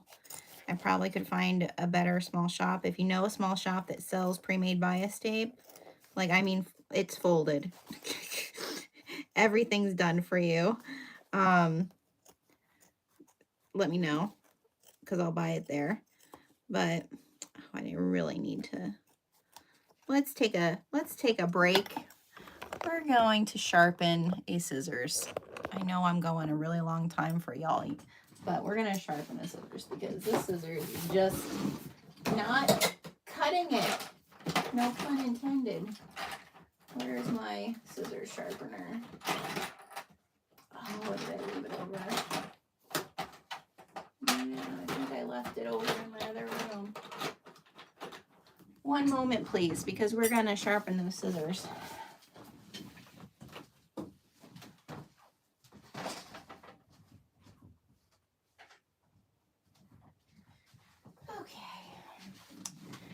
Had these over the other day, so this is just a Fiskar scissor sharpener, and it just has a little sharpening stone that's there.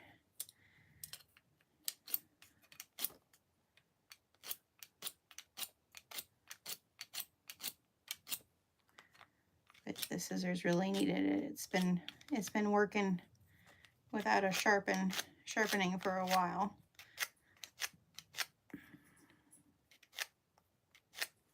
Okay, let's see if that makes this better. Oh yes, much nicer. You can even hear it.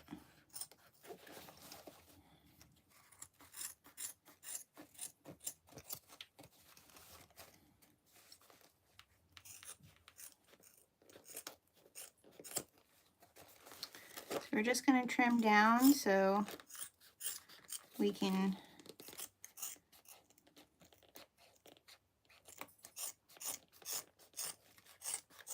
do our bias tape.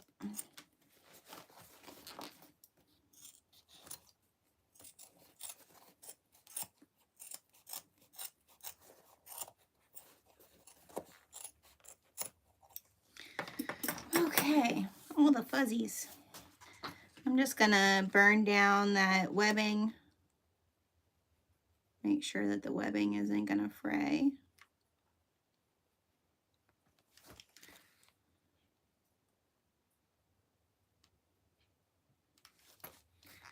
And up at the top here.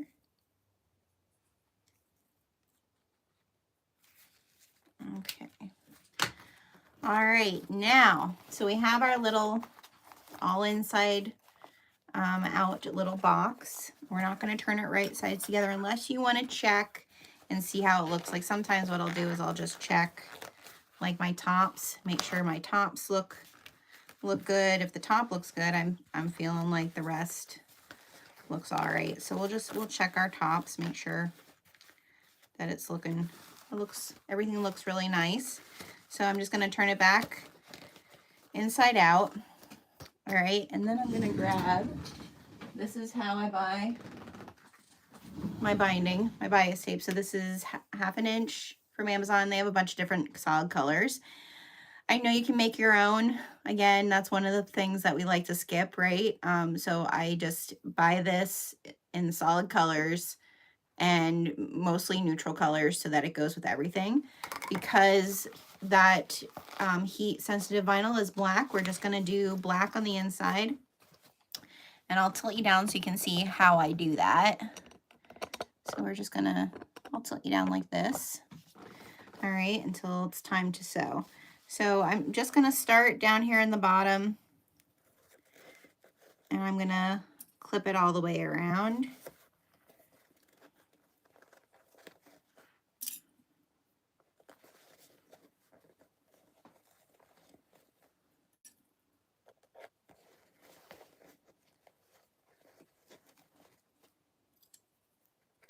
I think the bias tape comes in like 5 yard. I think that's what it is, it's 5 yards. And it's fairly inexpensive. It's thin, it's not anything like amazing, but you really don't need, up here where you have that, the piece that the strap connects, just kind of check and make sure your one side of your binding up here, check that your one side of your binding isn't like longer than the other, because you're going to want to make sure you're catching it on both sides, and that's the thickest point.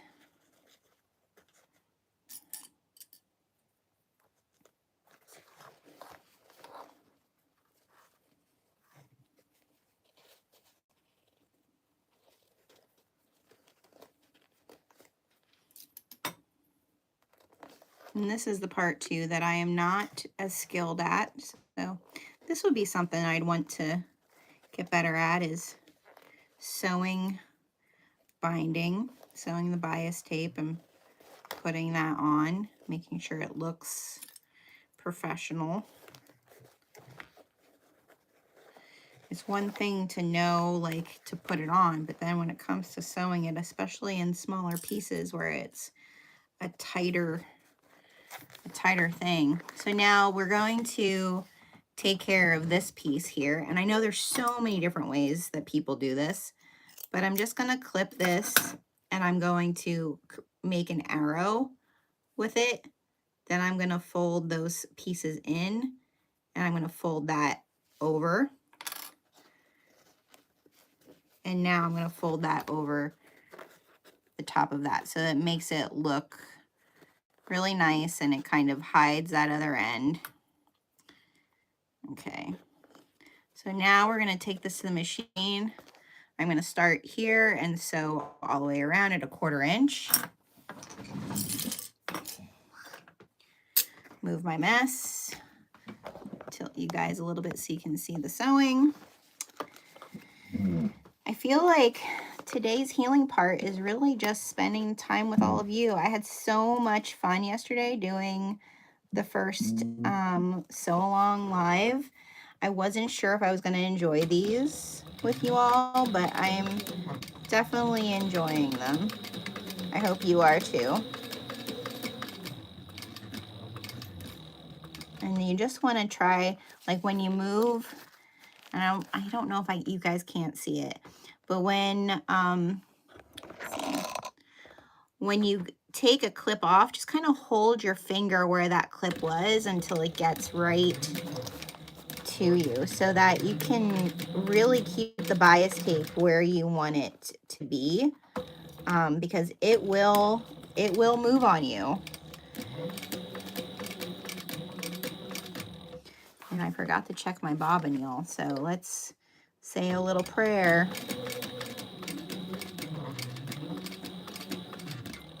So my last one, the bobbin, this is when the bobbin went out, and I was so upset because of the vinyl. I was like, oh, I need to make sure my stitches are right where they need to be.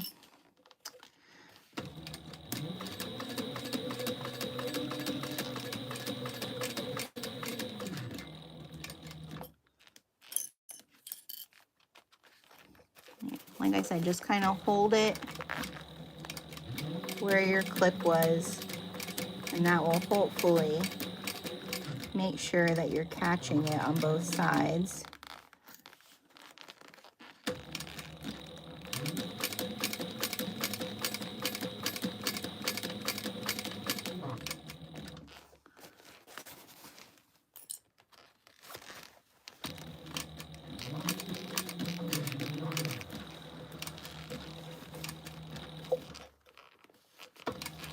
No, look, the bobbin went out, y'all.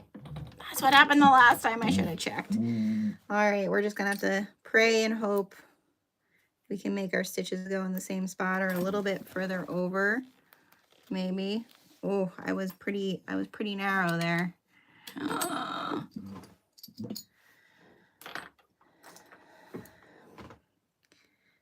Bobbin 1.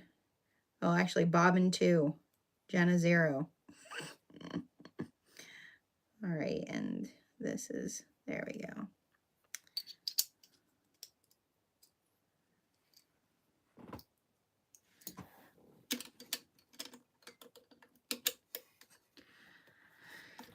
We can do it. We got this. If you're wondering why some of my tags say you got this, that would be why, because I feel like sewing, it's the one thing it's taught me is like, I got this, I can do this. We're okay. Don't doubt yourself. All right.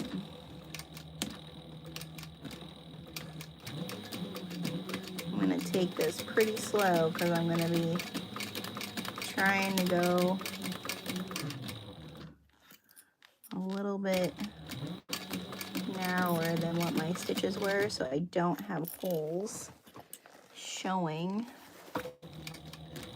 in my vinyl. Let's see, how are we doing? Oh, I did it. It did pretty good. Okay, we're all right.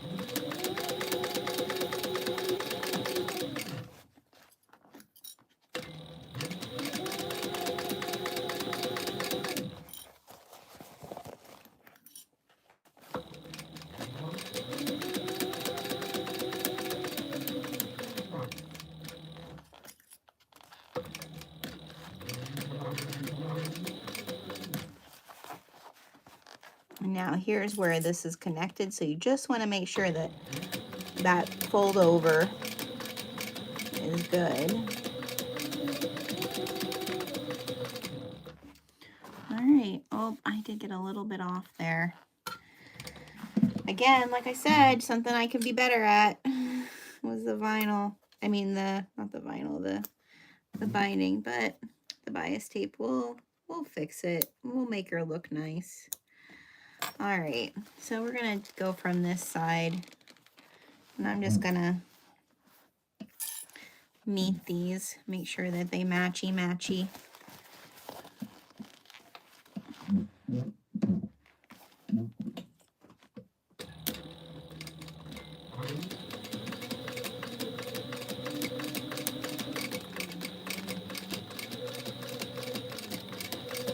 Hopefully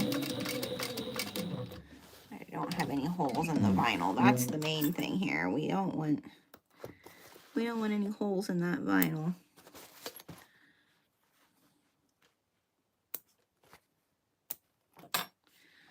I have some threads here I need to took care of. There we go.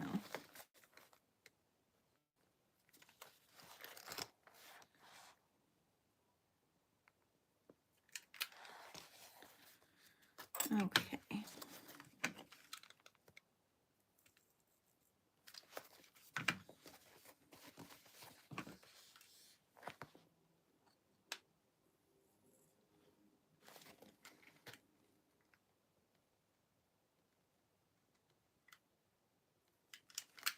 Okay.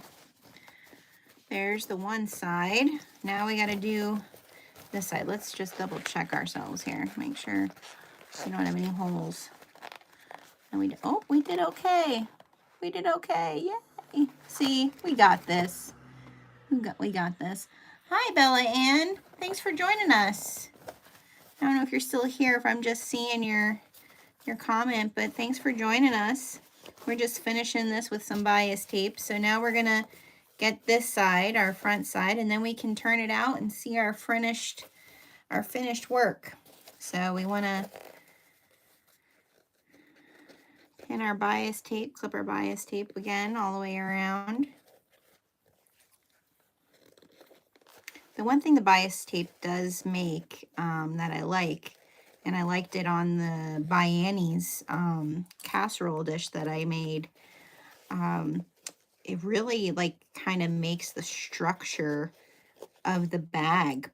It's almost like piping does without the difficulty of piping. I mean, I guess it could be just, I think it's the same skill level probably. It's just which you prefer. That's something that we'll have to do on the channel, is something with piping. I used to do a lot of piping when I used to do little girls dress-up dresses and stuff like that. And I used to do a lot of piping on those, like around the arm cuffs and the neck. Never on bags, so that will be a new skill for me.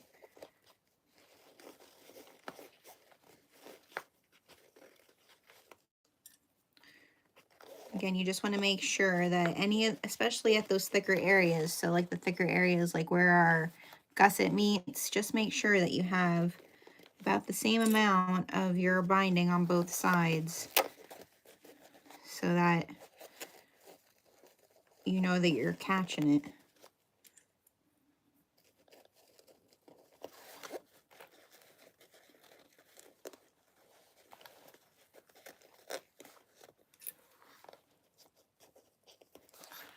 All right, and here we are at the end.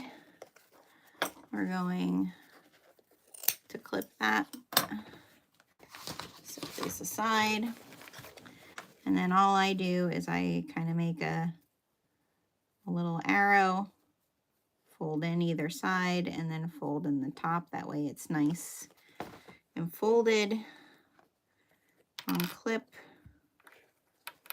and that way it looks nice where the starting and ending point is. That's where we're going to start, right down there. 1/4 inch seam allowance all the way around, or top stitch. I guess this would be a top stitch, not really a seam allowance anymore.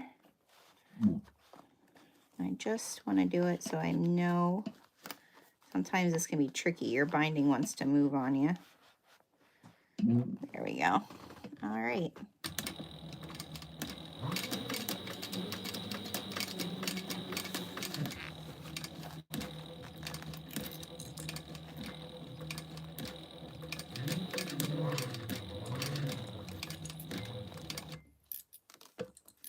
And that binding wanted to unfold. Okay. Let's see here.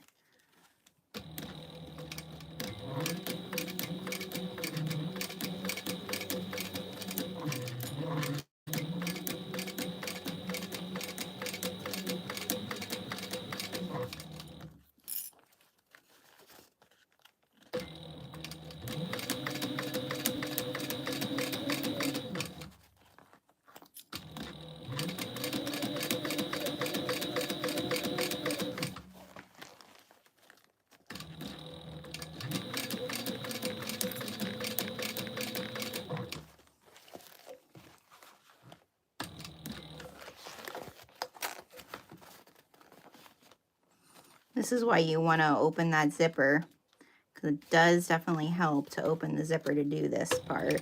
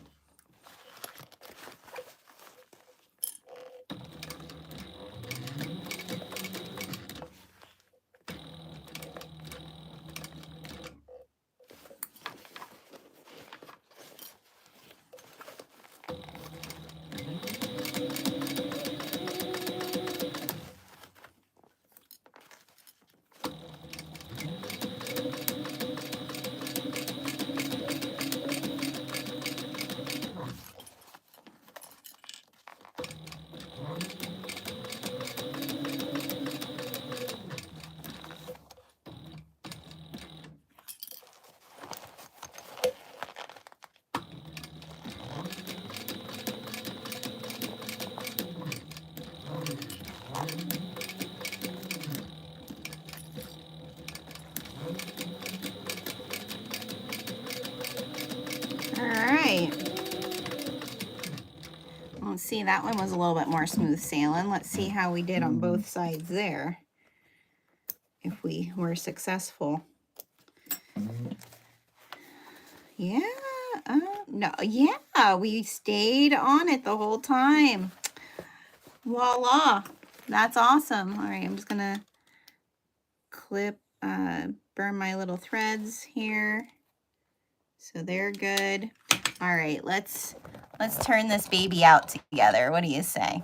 All right, so here we are. We're ready to turn her all right side out. I usually start with the top just to really get that nice and turned out on both sides. These bags turn out really cute. It takes a little while. So there are our strap flipped out of our pocket. And just take your time, because with the vinyl, especially depending on your vinyl, sometimes vinyl really likes to stick on itself. This vinyl isn't so bad at that,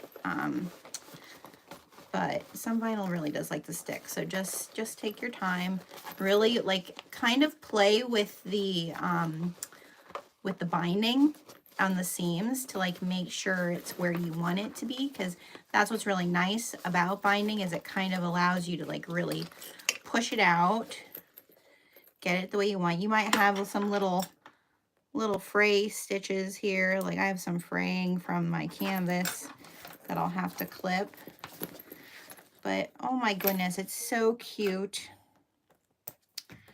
All right, so there's our little Andie sling. So cute.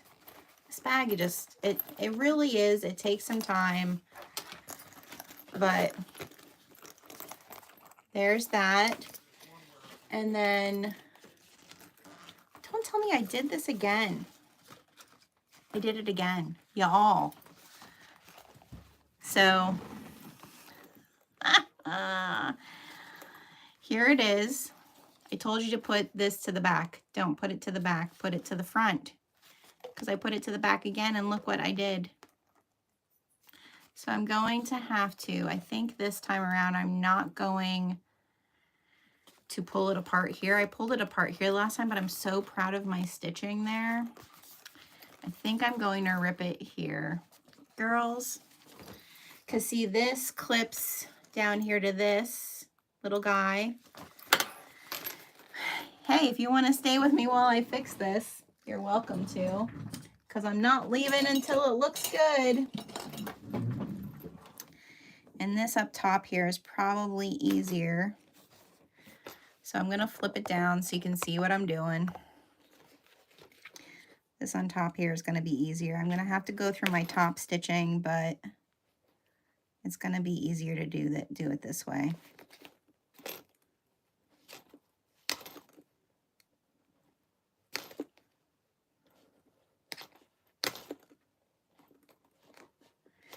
Oh, when you do a project and you're all done, you're like, oh, it looks so good. And then it doesn't.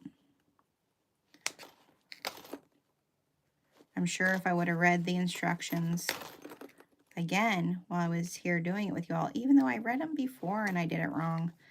So it's just that part of this project that doesn't want to turn out for me.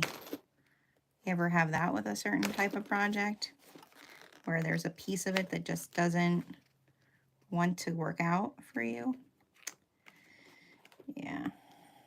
And now I just got to be careful that I don't pull apart. Let me get this side. There we go.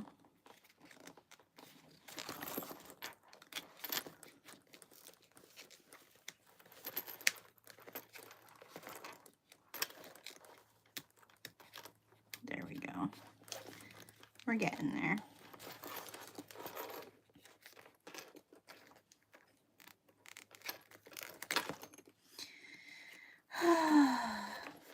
We got this. Oh. There we go. Oh, you're welcome for the tip for the binding. Marie, are you still here? Here's the tip for read your instructions, double time. All right, let's see. I just want to clip that because that's just fray. All right. Now I have to pull that off. Because this here piece, this can always get clipped a little bit too. It doesn't need to be. If you have a lot of, I did extra with my webbing because I always like to make the straps a little bit longer than what they call for. You know, you never know how well endowed we all are. So, goodness gracious. Now, remember the next time. It goes face up, face up, face up. Okay. Pull this out. Get all these stitches out of here.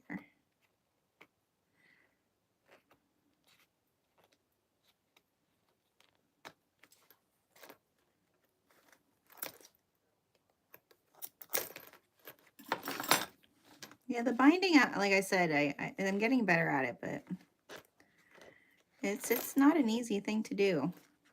That's another reason why I feel like the Annie's patterns, the by Annie's patterns, they're also more intermediate. They're not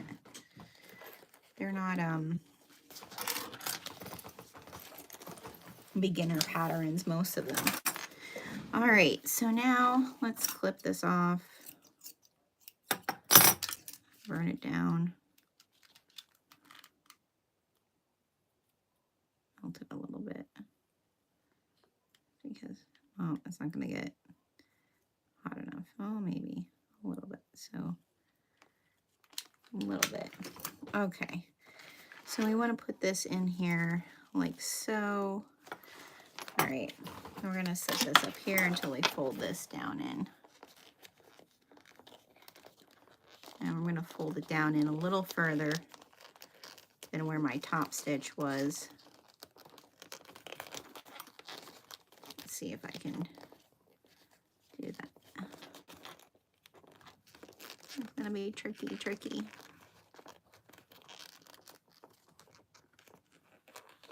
So I don't want to see those stitch holes. Come on.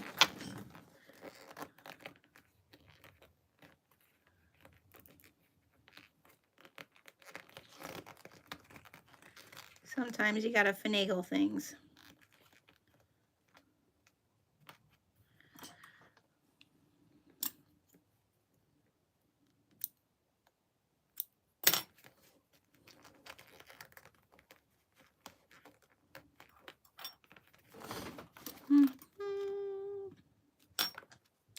I have to take some of these side stitches out.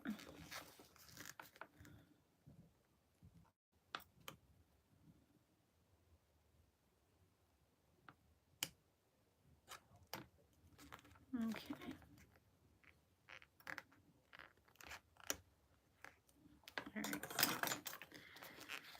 All right, now let's see. Can we fold it down in there that we don't see those stitches and get the webbing in there. I think we can. I think we can. We can, right, ladies? All right, now we're gonna shove that little baby in there.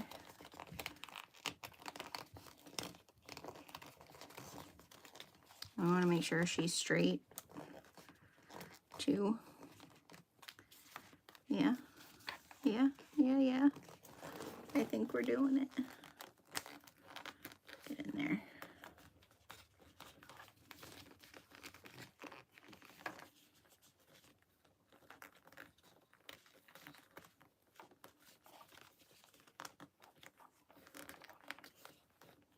Okay.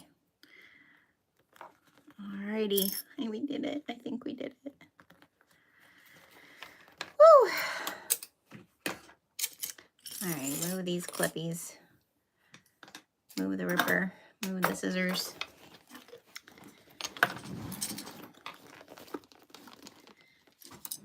And we're going to stitch across there.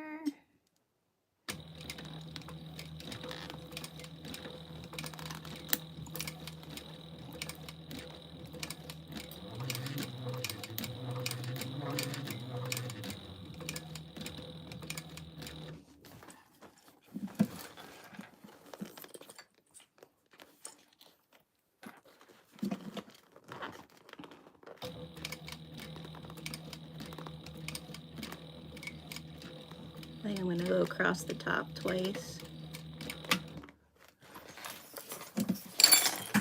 Whoop! Watch out.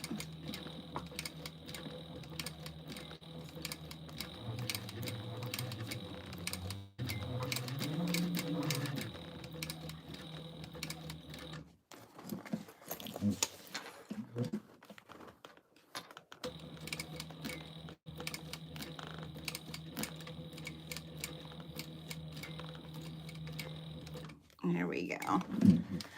There we go. We did it. See? We did it. And it looks nice. All right, let me get the other side and we can clip these threads.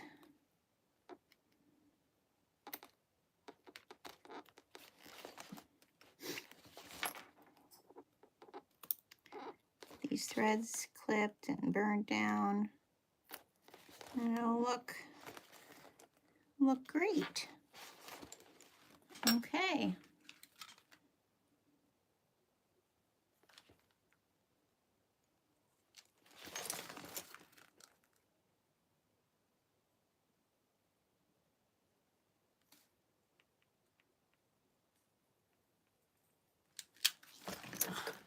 We fixed it. We fixed it. Are you really sewing if you don't unpick something? And no, usually not. Awesome. Okay, now our bag is done. Oh, I still think these bags are so super cute, despite that one place that I keep messing up. I'm going to be making more of these, so hopefully by the time I'm done with what, my 15th or 16th one, I'll have that part down pat and know how to get it done right.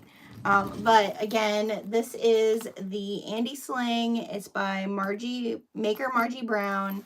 I bought the pattern off of Etsy. I'm sure she probably has a website.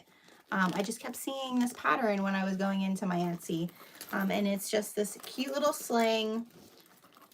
I'd love to see the ways that you guys, if you make this pattern, again, I think it is more of an intermediate. I'd love to see the ways that you make it. Feel free to tag me. And tomorrow we'll be making, because I have one more, well, I actually have two more of these, the one for my mother-in-law, so I can do that one and kind of show you guys how that one turns out. Because like I said, I'm not doing the sling piece of that with her. And then what else? What will we be sewing tomorrow? Tomorrow, I think we're going to do a firefly tote from Noodlehead, which will also, it might be a little lengthier of a sew, but probably not as long as today. That has more of like very straight like kind of box pieces together. So that's what we'll be doing tomorrow. But I appreciate all of you so much for joining me live. I'm having a good time. I hope you are. If you are here and you're new and you're watching it live or on the replay and you haven't subscribed yet, I'd love if you would subscribe. I'd also love if you would join me over in my Facebook group. My Facebook group is Thunderbird Farm Handcrafted. That's where, like, it's just a community. I share everything we do here on the farm. Camping, crafting, and self-care is pretty much our theme. So we do a lot of different things over there. Like I said, my D-Stash Bash is over there. I do a shop drop of my handcrafted items every first Thursday.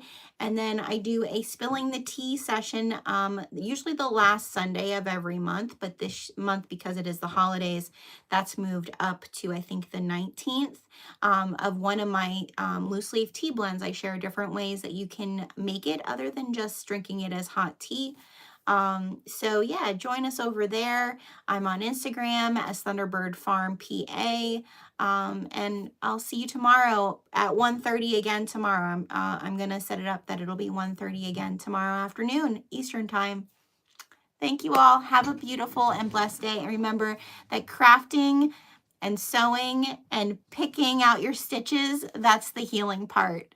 Have a beautiful day.